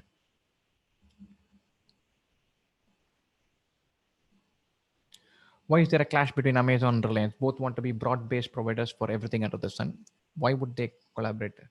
They could collaborate to create a duopoly. A duopoly is created by 2 people in the same space. Their core competencies are in different segments. Both want to be in many businesses, but the core competency is different. And so they can't create a duopoly. Even Amazon and Google can't create a duopoly. Microsoft and Facebook can't create a duopoly. And they're not in the same space. What's your take on outsourcing teaching at 2IIM? Tough. If we find a good quality teacher and who can take chunks, we're happy to do it. but we're premised on people agonizing over teaching and pedagogy and teaching. So we have a very narrow teaching team. And so we have 2 members or 3 members tops. Would like to discuss an idea with you, knowing what your thoughts on it. The last guy to do a reasonable job.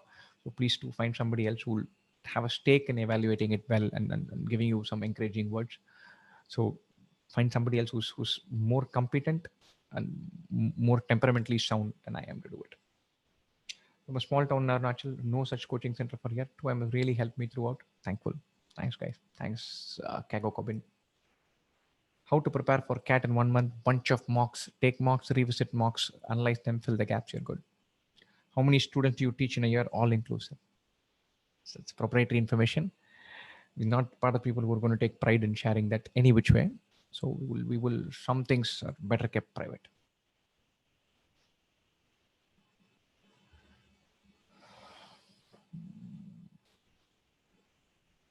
How can communicate with customers? When have a customer focus, keep reaching out, be available, they'll find you.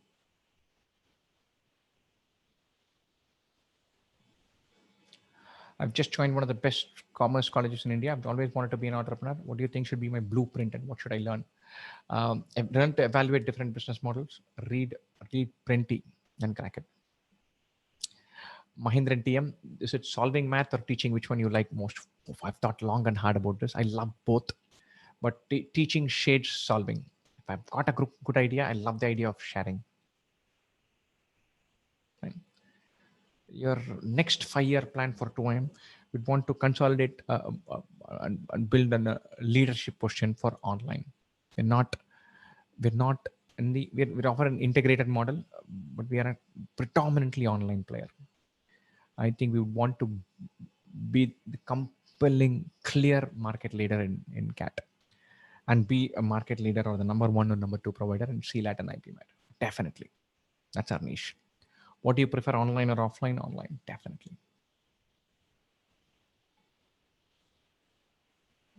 Which school did you study in?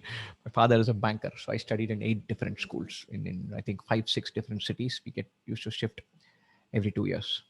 Last 4 years of schooling I did in Chennai. Last 5 years I did in Chennai. 4 years I did in a school called PSPB, which is kind of like a big school in Chennai. Throw some light on your thought process when you decided to leave your job, I hated my job. And so I worked in an investment bank. I won't say I hated my job. I simply didn't enjoy it. And the economic crisis, the Great Depression of 2008-9 was an eye-opener for me. A great many banks were doing random nonsense without understanding the implication. They made us all drink the Kool-Aid. The occasions where I was insanely proud of working in a bank, especially a Swiss bank. And then for no good reason, I was disillusioned by the banking sector, and I started a family. So I quit my job and came to India. I took a 3-month break, and then I still remember I walked into Ascent Education, told Bhaskar that I wanted to work with him. Started working about a week later with no business plan and business idea, nothing. I just started taking classes, teaching, creating content. Then it organically went from one thing to another. Are you going to introduce courses for banking exams as well? It's not there in part of my immediate business plan. So Bharat probably has more of a role in taking that decision, but I don't think he has it lined up.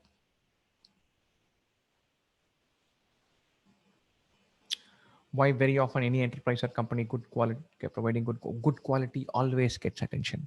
And so good quality, providing good quality, you'll be sustainable. You can be profitable. You can be a compelling proposition for years. And so I think the paying for attention has become a theme now because of funding. Funding has had a pervasive, insidious negative role by skewing incentives and making the marketplace very unfair.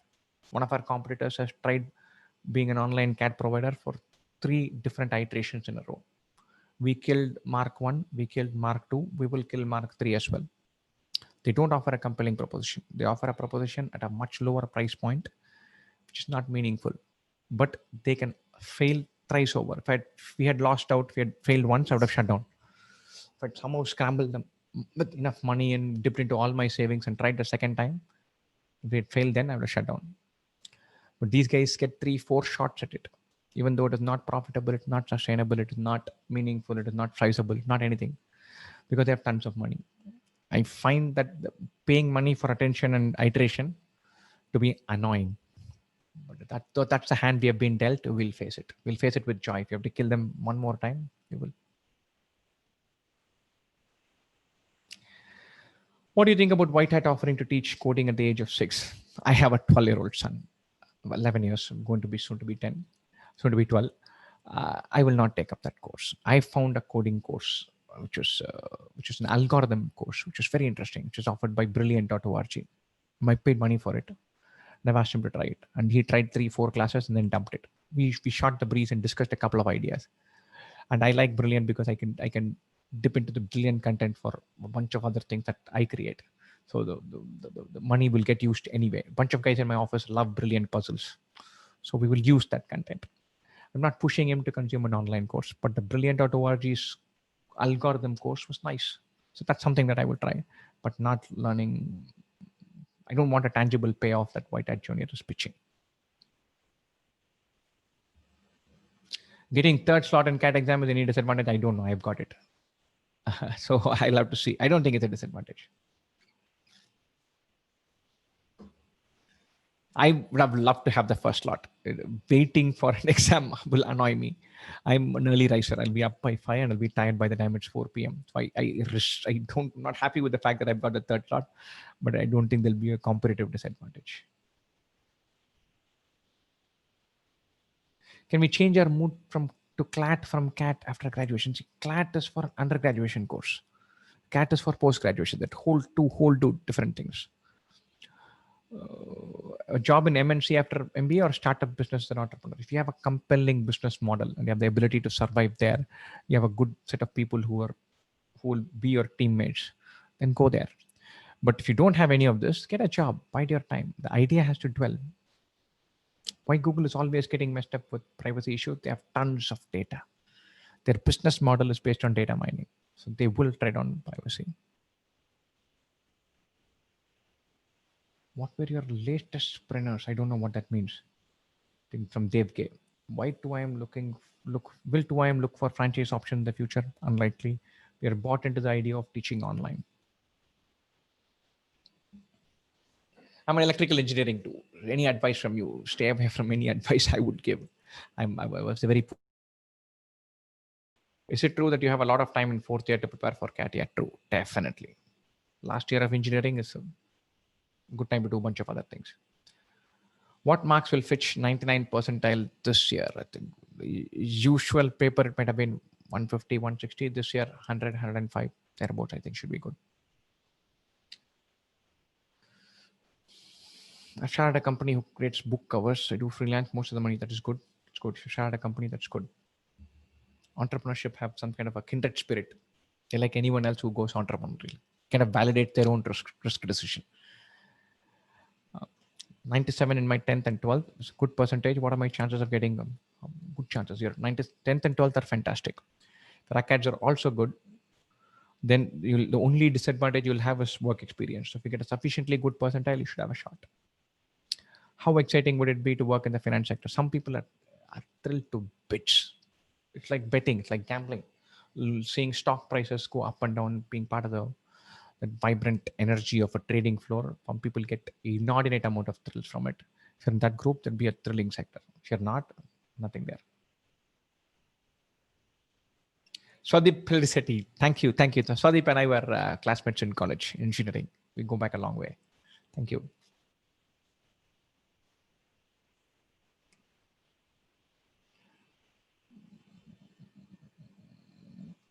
Lean startup principles say that you can give not the best quality content in order to gauge customer needs. That's true. The idea that you can jump in with an evolving product is fine. So our product now is unrecognizable from what it was in 2014. We've seen multiple iterations.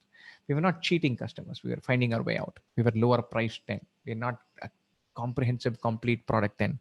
We communicated what we had. We made that pitch. We tested it. It worked. It struck a chord. We kept building on it. So it should not be loss of quality when you don't care about it. But with every iteration, quality improves. So you have something out there that you can sell and make it meaningful. You should put it out there and then tweak and improve. Customer feedback is like a drug to improve. Without that, you can't improve much. And the new CAT pattern, it should be like the original CAT pattern, just at 2 hours. LOD change from slot to slot, and no, it won't. Level of difficulty across slots. Usually you'll hear somebody saying this slot was tougher, that slot was easier, and everybody jumping onto the bandwagon. But we don't really know.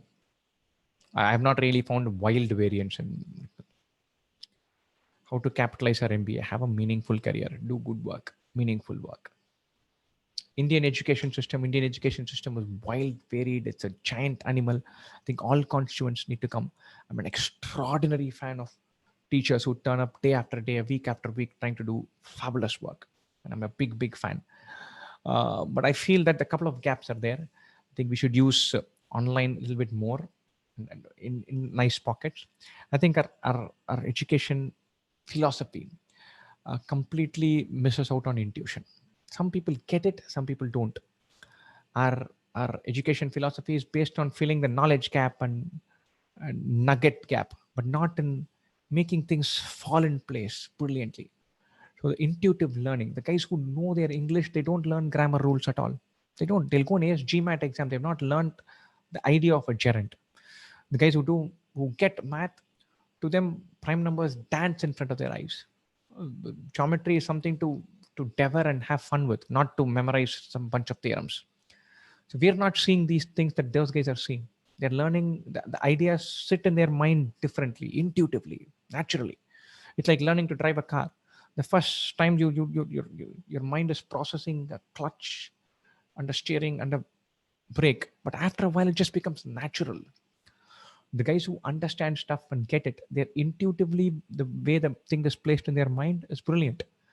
Our pedagogy, our entire education system should be premised on building that guy's intuitive framework, the one who gets it, into the minds of everybody else.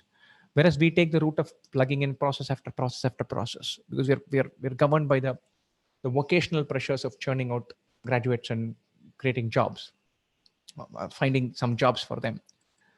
So that is something that I think is missed out, not just in India, but more in India. 5 things you want to do once Corona is done. Oh, my daughter has a list of 15 things. So she wants to travel. She wants to go to a different shop. I want to go to office and play football and TT. I want to just go out with family for some place, visit friends, people. Those would be top few things on my list. Will you encourage people to be entrepreneurs? I would try my level best to communicate the pros and cons, the pluses and minuses, the frameworks that you can use to evaluate that decision. It's not my decision to make. I would not create a bias one way or the other. But the challenges and decisions, this session has been a bit to say, okay, what are you signing up for if you want to be an entrepreneur? After that, to each his own. Will you leave your son to take humanities group? Senthil Kumar, the assumption that my son will listen to me over anything at all. I'm very gratified by it. Thank you. Maybe even my son will, my daughter won't. I am nobody to govern that decision. I have my biases. I think I would want my son to learn anything and everything rigorously. I think he is biased towards the hard sciences. He's going to end up with something like a STEM, one way or the other. Yeah, because that's where his strengths lie. Don't get me wrong, he's wonderfully good as an artist and a musician and all that, but his strengths are around the conceptual breaking things. I think he'll end up there. But I'm not biased against the humanities. But I like learning everything with rigor. A lot of humanities learning that goes on, especially in our country, is just humbug. It's just a way to get a degree without any learning anything. If you're doing BA literature, you should know the classics inside out. Fine. So if that is not there, then you're just kidding yourself. VARC is a weak area. I want to clear the cutoff. If there are going to be 25 questions, if you get 10 right, you're through. Fine. Keep that as a simple target. 10 questions right and not too many wrong, and then build from there. What made you think out of the box from IIT to MBA? I was very poor as an engineer. 70% of my batch took GRE and was going to do an MS. I knew I was not doing a post graduation in engineering. I knew that for sure. MS and MTech options, the doors were shut. But I knew I wanted to do a post graduation. There aren't many left if you leave out MBA. So MBA is where I went. How would you select your DILR set? I'm pretty poor at that. I like mathematical puzzles. I like computational data interpretation puzzles. But that apart, I don't have too many rules. I look at them, and then if it catches my fancy, I dive in. How do you spend your day at work usually? Almost, 3 to 4 days a week involves some shooting. 3 to 4 days a week involves some content building. Every day practically involves a sales meeting where we talk about what do we have, what is our pipeline, how do we do this, how do we do that. Twice a week we talk tech. And so this is the assorted things. How to contact you if you want to discuss with you? Email works best, or reach out to us on our Facebook page, Facebook group, YouTube comments. Email works best. What do you think about the US elections? Your predictions? Not a fan of Donald Trump. I'm not per se against the Republicans. Ideologically, small government, business freedom, low taxes, that set of things appeal to me. I'm an entrepreneur. Obviously, that appeals to me. Government interference being less, and the liberals not getting overly woke, all of those ideas appeal to me. I'm not anti-Republican. Some of the Democrat ideas also appeal to me. But as a person and a character, I think the US can do way better than Mr. Donald Trump. I'm not a big fan of Joe Biden, but not Donald Trump. If I were in the US, I would have loved to have Bernie Sanders, but that's not where the US is headed right now. They need a defensive option opposite Mr. Trump, but I'm simply not a fan of Mr. Trump. People like Trump annoy the hell out of me. There are plenty of them in every locality. In your face, aggressive, cocky,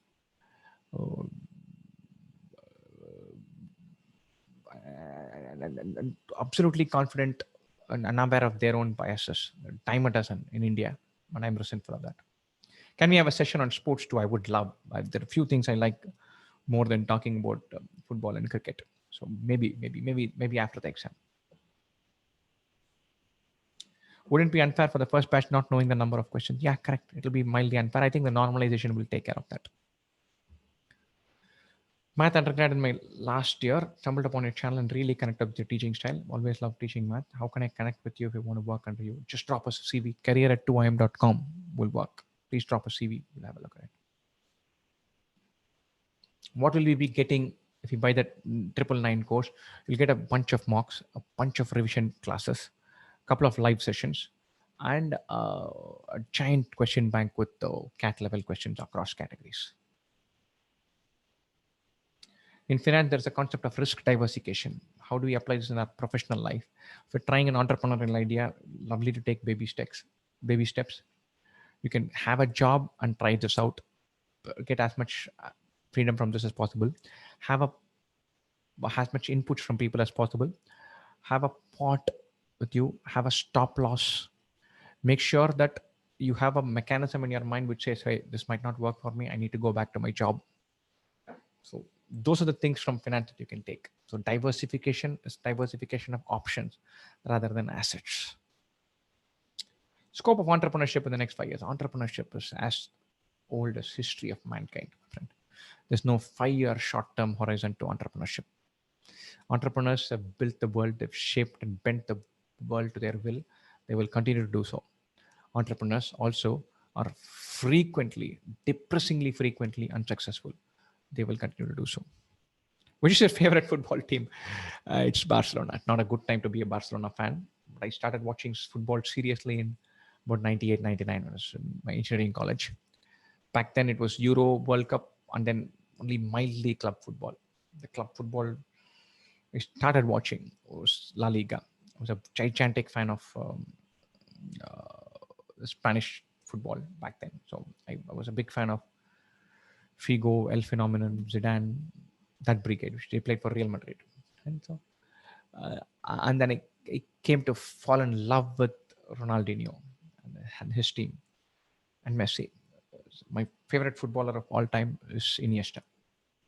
So I watched Iniesta break into the first team slowly but steadily, I think in 2004-5, and then be the dominant force in world football for 10, 11 years, and along with Messi.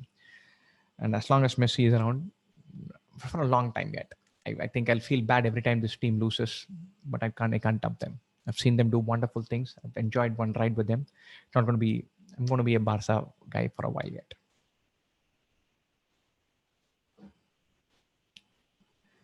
Can a non-engineer start a tech startup? Of course, yes. There's nothing stopping you. You have an intuitive understanding of tech, you should go for it.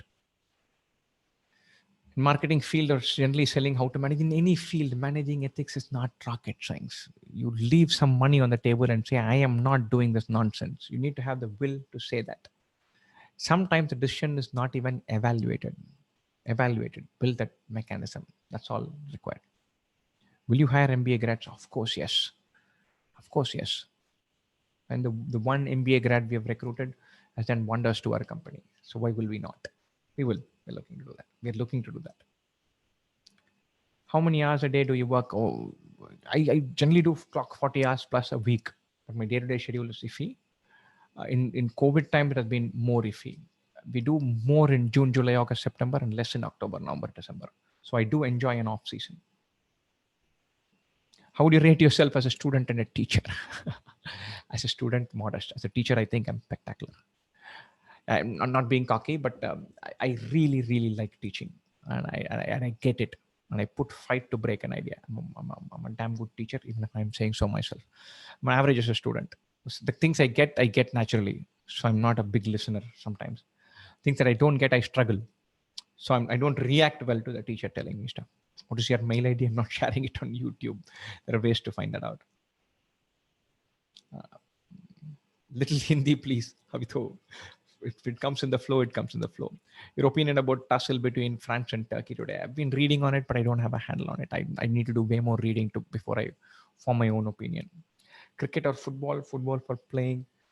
Football shades it for watching as well if the right teams are playing. But I grew up watching cricket. I love Test cricket. So you show me the Ashes or India in Australia or England, I'll watch. I can watch for 2, 3, 4 days.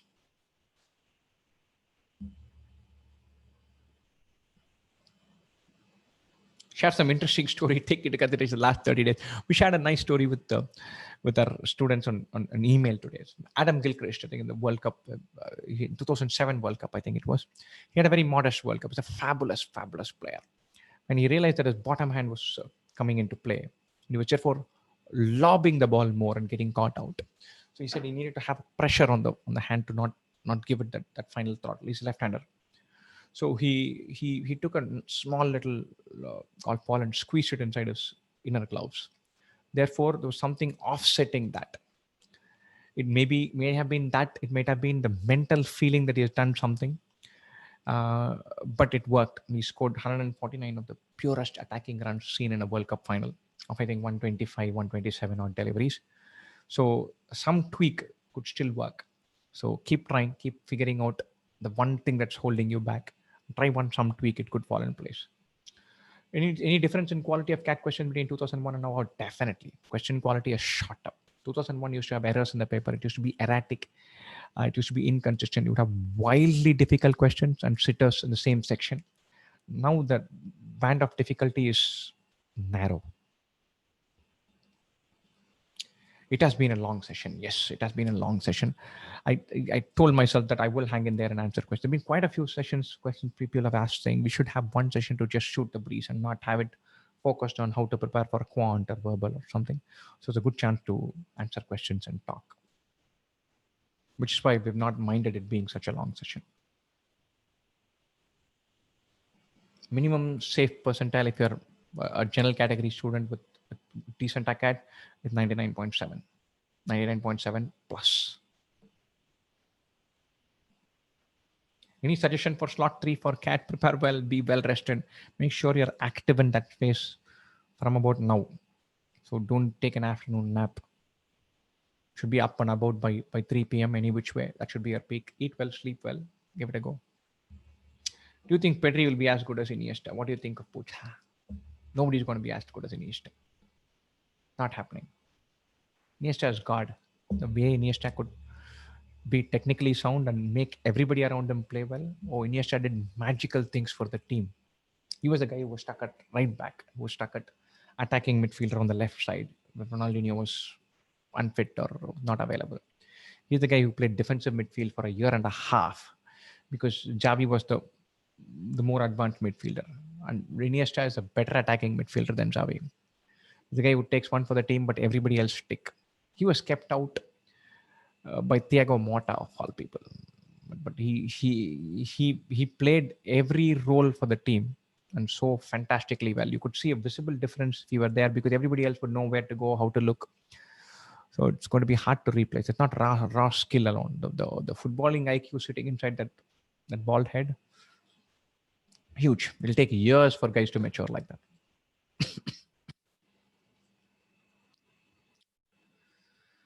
Work an MBA student gets in a 3-year experience, non-MBA person, depends on the roles you're getting into. The MBA gets more roles which are cross-functional, where the responsibility to make the division work and revenue work is slightly higher than being task-driven. Good times are ahead for FCB. Hope, friend, hope springs eternal. I want to have Messi to have one great season. I'll be happy. How to work on an idea doing that while doing an MBA. You have an idea, you stay awake by it. Because I think it's a wonderful quote by, I think, Abdul Kalam. It's dreams, not what you, when your day, dream is what kind of keeps you awake. You have that, you'll keep at it. Keep working on it. You don't need to have an infrastructure to keep a dream alive. You just need some thinking and a couple of good people. How will the final placement be this year for MBA colleges? The summer internship for guys who have joined have been fabulous.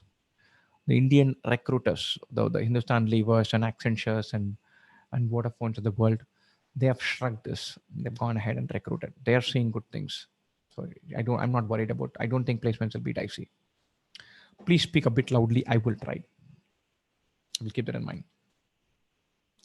English web series to watch and develop English. I don't know. I think the British series are good. I love the West Wing because the writing is fabulous in that. Good writing, I think Newsroom is good, but West Wing is the benchmark series for me.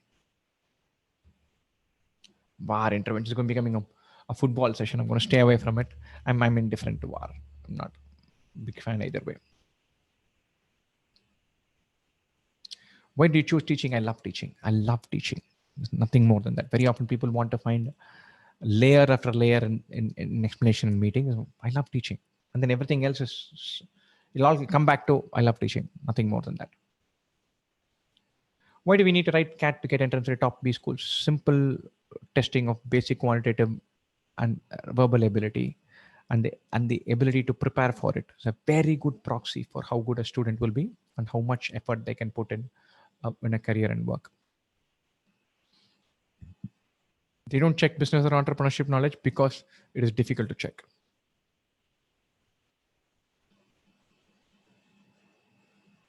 I would have loved if sessions like these were conducted only for the paid students. We have amped up what we offer for our paid students. Hussain, this was a complaint which we had.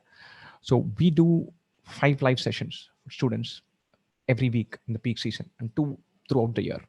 So a paid student with 2 IM can arguably get 120 live sessions of 2 hours each.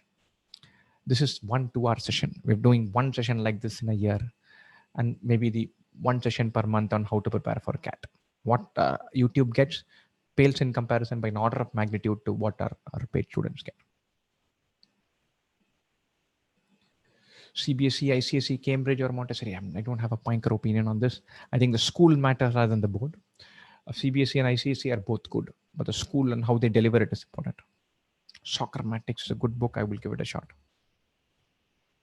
IPL 2020 winner. I'm not following this. I'm not following that avidly. I just have a general interest in IPL. Kindly read the whole question and then answer. I will. Sorry. I'm a night owl, but I got first lot how to look at this. Shift. You have a month. Sleep early, wake up early. You have to shift it. There's no choice. What is your destination? Who is your destiny? I haven't the faintest idea how to answer that. I'm going to stay away from that. I want to do meaningful work for a long time with a good team and enjoy myself. And that's a mission statement. But I don't think there is a. I'm not mentally made up to have a destination. CFA 1, does it add value during an interview? Yeah, CFA level 1 is a meaningful qualification. It'll help. It could help in the interview. It will likely help even during your summer internship. Satyam Computer scam out was a well-run scam. I think Mr. Ramalingaraj. I think you might have heard about Satyam Computer scam. What's your view? It was a well-run scam. They hid up to $1 billion. $1 billion that didn't existed on their balance sheet. They manipulated bank statements, everything. Mr. Ramalingaraju said, look, we caught the tiger's tail and just couldn't let go. The oldest statement is the recessions uncover more scams than auditors do. That was true. The only thing about the Satyam scam I didn't like was the fact that PwC didn't get much of a rap for it.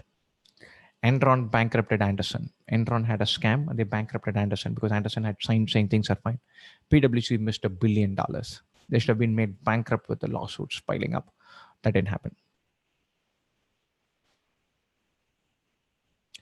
What do you look in a candidate while recruiting? Very often we recruit a lot of our students. So we know them already. At least have a gut feel for that. So that helps. The most important thing we look for is attitude, which is tough to grab from a CV. It comes from the interaction we have. But most of the guys have been based on. So we found some element of the attitude which is really impressed us, and that helps. Did you watch the live match of Paris 6-1 Barca 6 Paris 1 PSG 1? I did not. I missed that. I had a class, so I had to let it go. So I watched it on highlights. That's not the same thing. Iniesta or Pirlo? Definitely Iniesta. Pirlo is good, but Iniesta is God. Why is cat testing EQ more than IQ? Cat is testing only IQ. I don't think they're equipped to test EQ. BJP and the general public discourse in our country right now. I'm not going to jump into this. Political discussion is hot potato. I think the public discourse has become very sharp, become freakishly polarized. And the polarization is finding an audience because of the algorithms of the social media platforms that we have. Everyone is selling outrage. Everyone is selling war, conflict, and difference of opinion. And each person lives in a silo. So I'm worried about the extent of polarization that's happening. But I'm not getting into the idea of parties and politics. Some things still need to be private, maybe a different occasion. You take on MBA ranking colleges by various sources. A few are reliable, most are paid for. Top 10 AB, CL, IK, SPJ, and FMS. XLRI, definitely. Maybe NMIMS, Jamnal Bajaj. That'll be the top 8, 10, 12. How should one prepare for life in an MBA college and beyond? Life in an MBA college, do well academically, be part of a bunch of activities. Make sure you take away a meaningful peer group out of it. What books do you recommend for IP Matters? A list of books to read to improve verbal ability. That's there on our website, on our blog article, on YouTube channel. Go through that. That should help. How will it turn out if we tell the interview panel after CAT that we've been entrepreneurs post-graduation? It will turn out well, especially if you've created a meaningful company. You're able to talk about your organization, your role very clearly. It'll fly. 10 years of 2IM, how do you feel? Not much different. The more meaningful part have been only the last 4 years. I'm excited about what we have in store. But 10 years, we didn't look back and said we've done 10 years. We didn't notice it. Somebody mentioned it to us and we said, yeah, okay, we'll work for 10 more years. What life did you enjoy the most, IIT or IIM? IIM. In IIT, I was a below average, mediocre student. I couldn't compete with my classmates. I didn't put enough energy, put enough effort. I was not confident. A bunch of things didn't fall in place. My IIT experience academically was very poor. In IIM, I was the horrible student who had life very easy. And so I was part of the placement committee. I was part of every group. I would sit around after the mess and chat with everybody. I played for 2-3 hours a day, slept for long hours. And it was a breeze. I quite enjoyed my IM. I was this annoying student who had life easy at IM.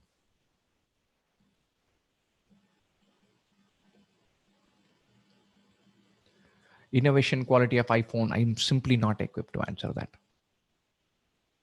Do you think debt from MBA holds back entrepreneurial aspirations? Definitely yes. Definitely. No doubt about it.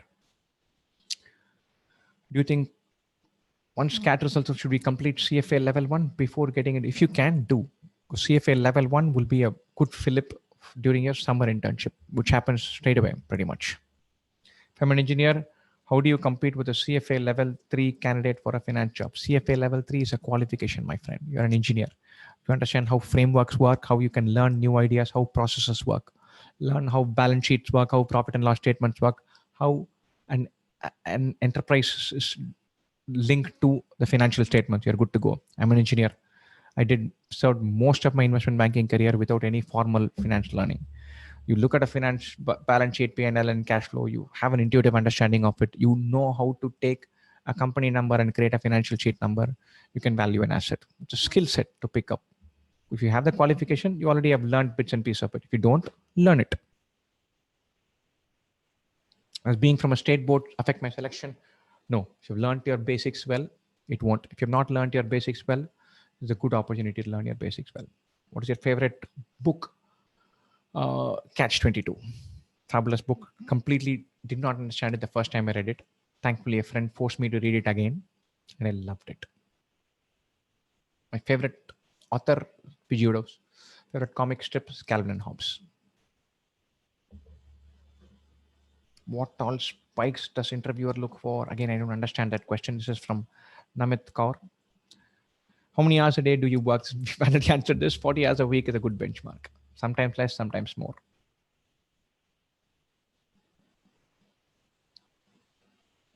We're having us on.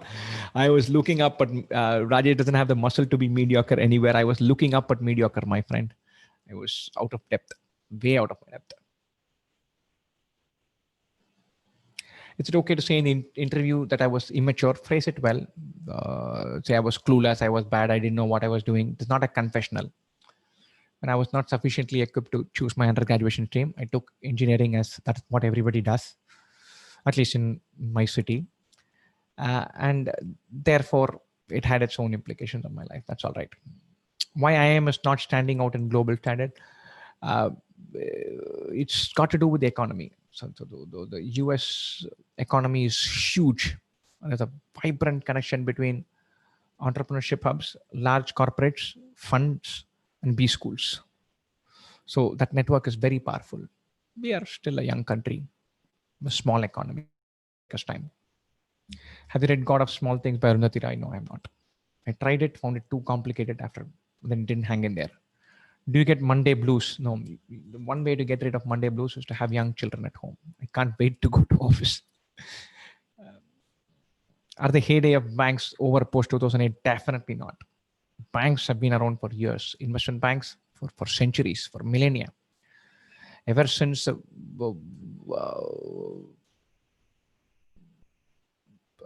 holy man asked for a king for some funding to proselytize, there have been middlemen and funding. They'll survive this. They'll survive this and hang in there. And so iBankers' paychecks have not become flattened. There are a couple of casualties on the way, but they have reinvented themselves. They'll stay there.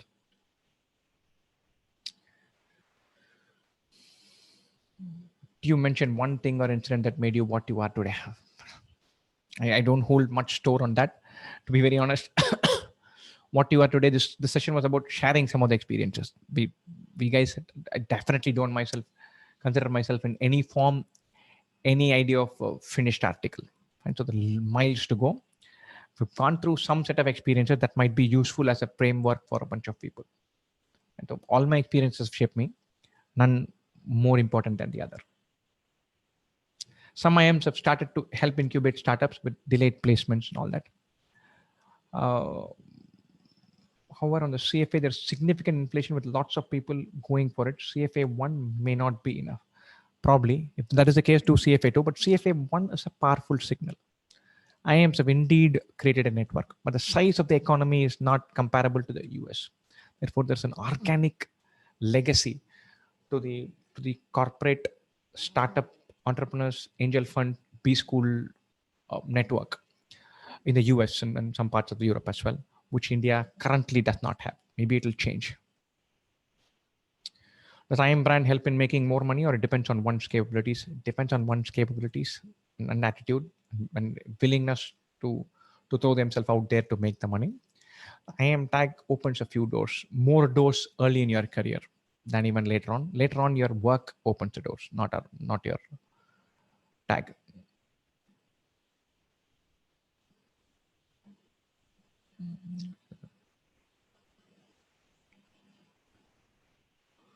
Does a UG engineer get digital marketing internship? Anyone can get a digital marketing. Are you a gourmet foodie? No, I can eat all kinds of junk.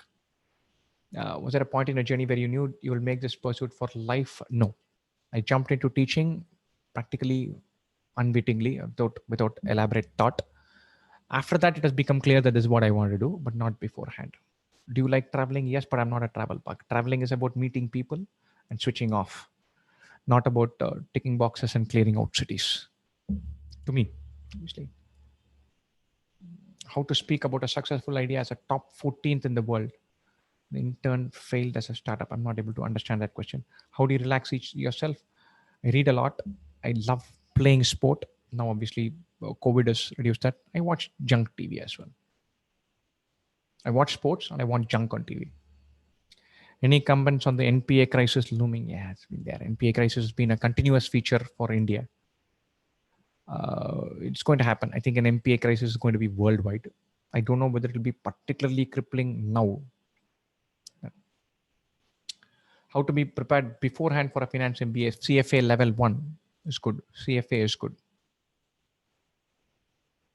Do you think IIT as a brand is more recognized globally than IIM? Definitely, and deservedly so. And IIT as a brand, the top few IITs are fabulous places of great intellectual depth. And IIMs can't hold a candle to that. IIMs are good, but not in the same league as IITs. How should I prepare my quant from scratch? It's a detailed post available on our website for that. Please do go through that. Start from first principles, build slowly. Knowledge of accounts and economy is important to be an entrepreneur. No, not at all. You find a reliable person to do the accounts, bean counting can happen. Economy, you understand your business idea and your business proposition. Global macroeconomics plays a very limited role. Would you suggest CFA for MBA Finance? Definitely. It's a very good exam. It's a good signal. Definitely. Do you like to include memes in lectures? Pictures, yes. If it's naturally fitting into the idea I'm teaching, yes. Like some cartoon comic strips we had for this session. But I'm not a fan of force-fitting anything. The pedagogy determines the toolkit, not the other way around. What did you specialize on during MBA? Finance and operation. My internship was in marketing. My first job was in sales. Is it possible to unwillingly be unplaced at an IIM Blackie? Yeah. Usually about 3 to 5 people or 7 to 8, 10 people remain unplaced every year, and then they get jobs somewhere. What do consulting companies look for in an applicant? If you're an experienced applicant, they look for domain expertise. If you're a fresh candidate, they look for processing power and rigor and discipline and fantastic acads. Do you need to have a CFA or a CA background to get into front-end IB roles? No. Engineers walk into front-end IB roles every year. They get more plum jobs than CFA and CAs. How to build profile for an IIM? Good acads, good background, good work experience, good communication skill, good CAT score. The clear things, not the fancy things. BCom graduate from Tamil Nadu, Madurai. If your acads good, maintain that.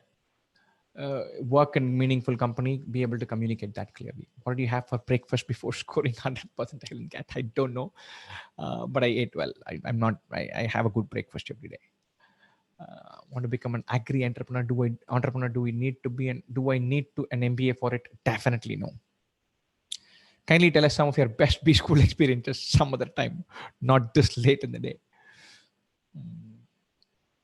We were top 14 teams in the world in a competition by Angel Hack incubated at ISB Hyderabad, but we failed to make money. How can I explain this in an interview? Explain your idea, make your pitch. The failing to make money part is incidental. Explain your pitch. Is there a lot of pressure in sales and marketing jobs in IIM? No, nothing unusual beyond usual sales and marketing job pressure. What to focus more on, campus placement or IIM?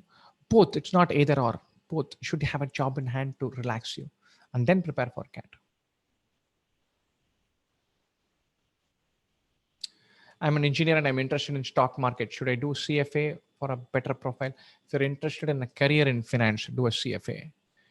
Sometimes being in a stock market job will also teach you things. So gravitate towards the job. If you're looking for a career in finance, CFA is good. Before starting MBA at a B school, what do you recommend engineers to work on? Some basic accounting, basic economics. Definitely. You mentioned sales and I'm in sales. How to keep going on with such less personal time and how to change the path to any other domain. If you like sales, then sales jobs are fantastic. You need to switch off and switch on. You need to build that discipline in and not be completely target driven. Work-life balance is a challenge for any role, any domain, any segment. You need to build the habit to draw a line and say, look, I can't do anymore. It's tough. At IIMs, are companies like Apple, Facebook out of the picture if the candidate does not have technical work experience? I'm not sure about this. It's been more than 15 years since I graduated, and these guys were not recruiting then. When does SPGIMR profile-based calls come? I don't know. I'm 28. Should I give CAT? Definitely. The barrier for giving CAT is very low. You'll worry about doing an MBA. What is the proposition? What is the cost? Where should I do? All that later. Give the CAT. I'm more than a decade older. I'm going to give CAT.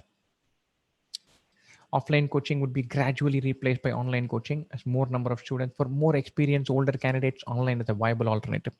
For younger kids, I think the integrated model is the future. I'm a veterinary doctor, wanted to do something different and meaningful, confused about doing an MBA. Get the option. Make sure you take CAT. Make sure you have a good score. See what it is about. Then take a decision. Don't shut the door on anything today.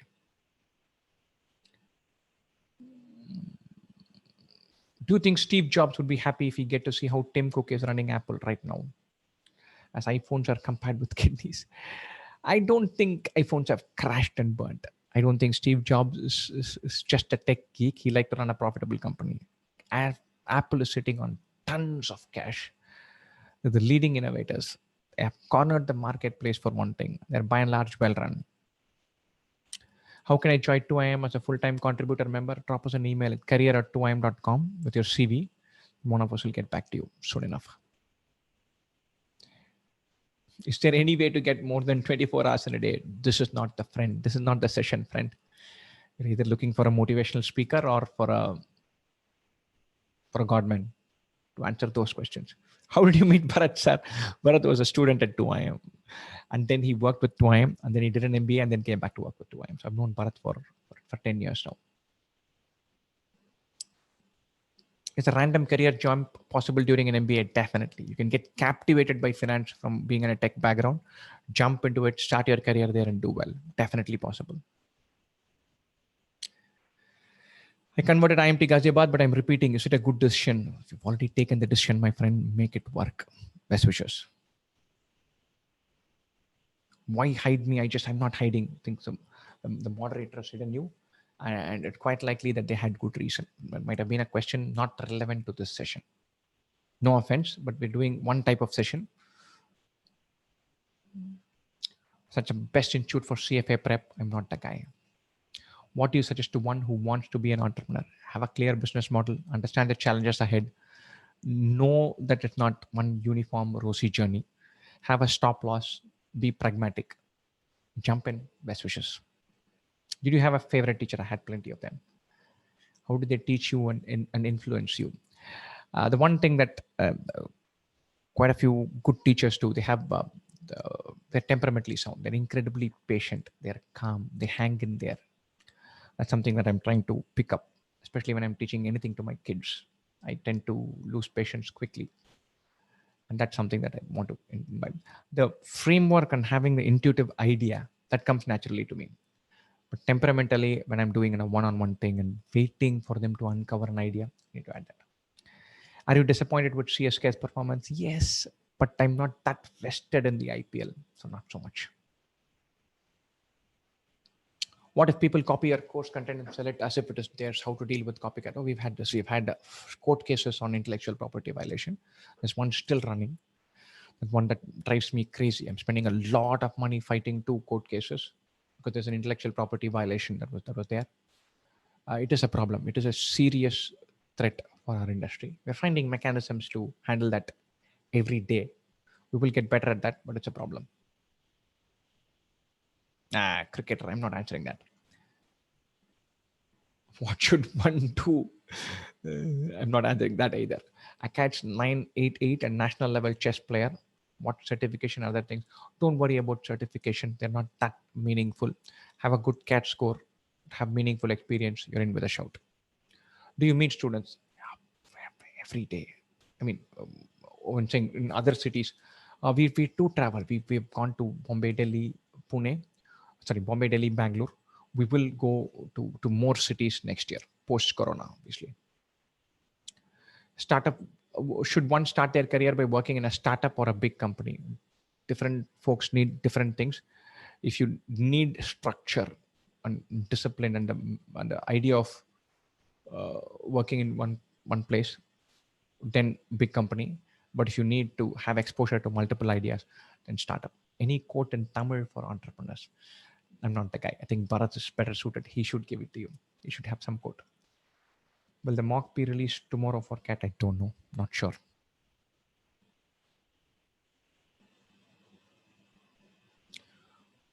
What are some qualities you'd like to see in all Indian teachers? I'm not judging. I think Indian teachers are phenomenal. Some of the teachers I've had and I've seen, I interact with school teachers.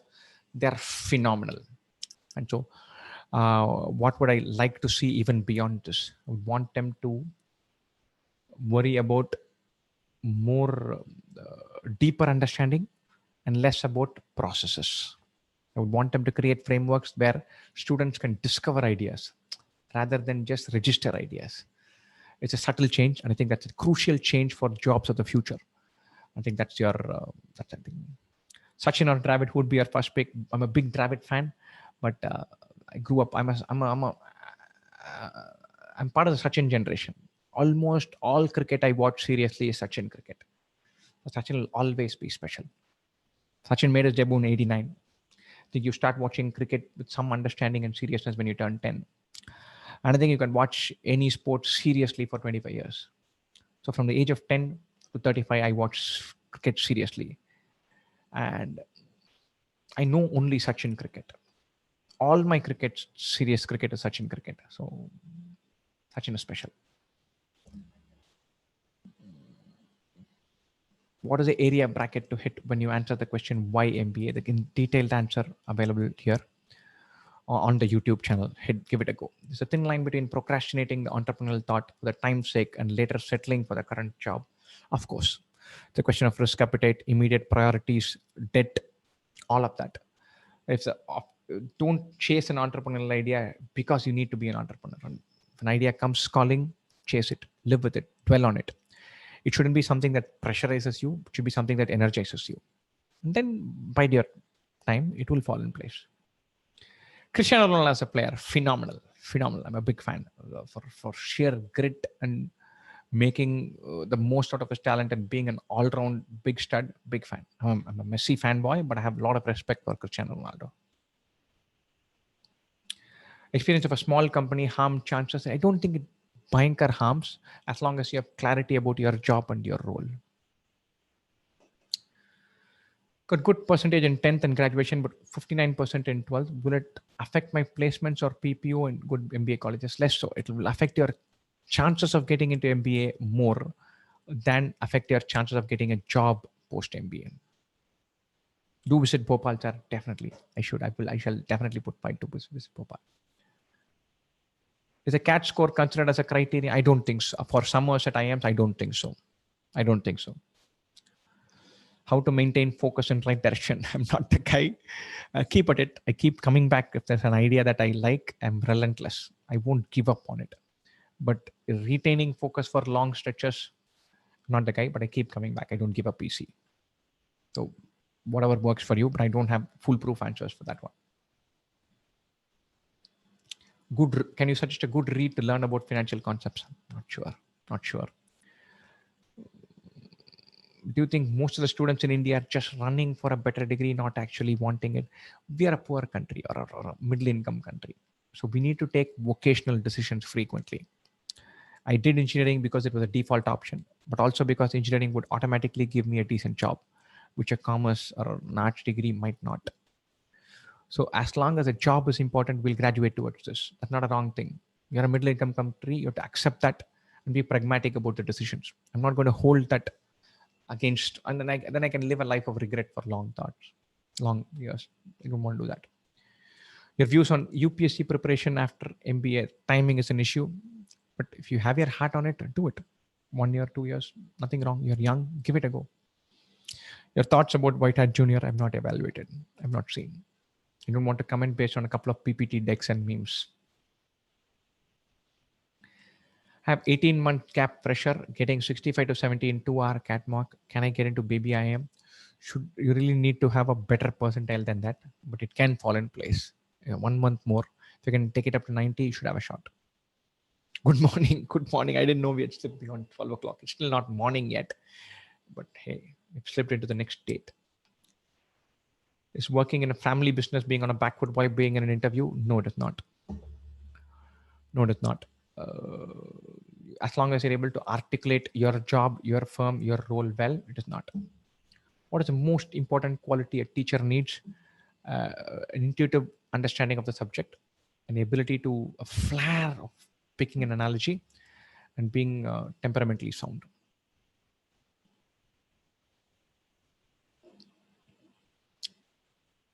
Not having quality work X, how can I compensate for it? Good scores, good CAT percentile. Will 7.5 plus in UG help me get into student finance jobs like investment banking? If your MBA CG is very good, it will. It can offset this. What is the difference between preparation for GMAT versus CAT? The detailed video and blog article. Please do look that up. To be in the top 10% in IIM, does it help? Definitely. Definitely, no doubt about it. If you have a good academic record, it definitely helps. I think we've pretty much covered everything. I think we've seen questions repeating and then veering more towards trivia and MBA rather than an entrepreneurship. So I'm going to wind this session right about now. It's been a long session, quite enjoyed. I told myself that we will definitely do a session which is long enough and detailed enough where we take a lot of questions. So the crux was on being able to generally shoot the breeze. And I think we've hung in there long enough and had quite a fun session. Thanks a lot for sticking there for this long. Many thanks for the wonderful questions. Please do like us and subscribe to our channel. Spread the word about us.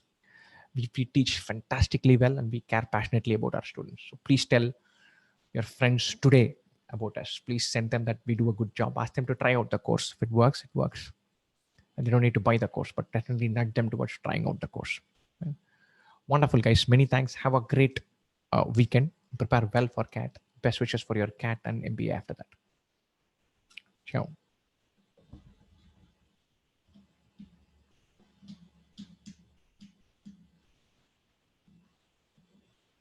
I'm struggling to find this. Yeah.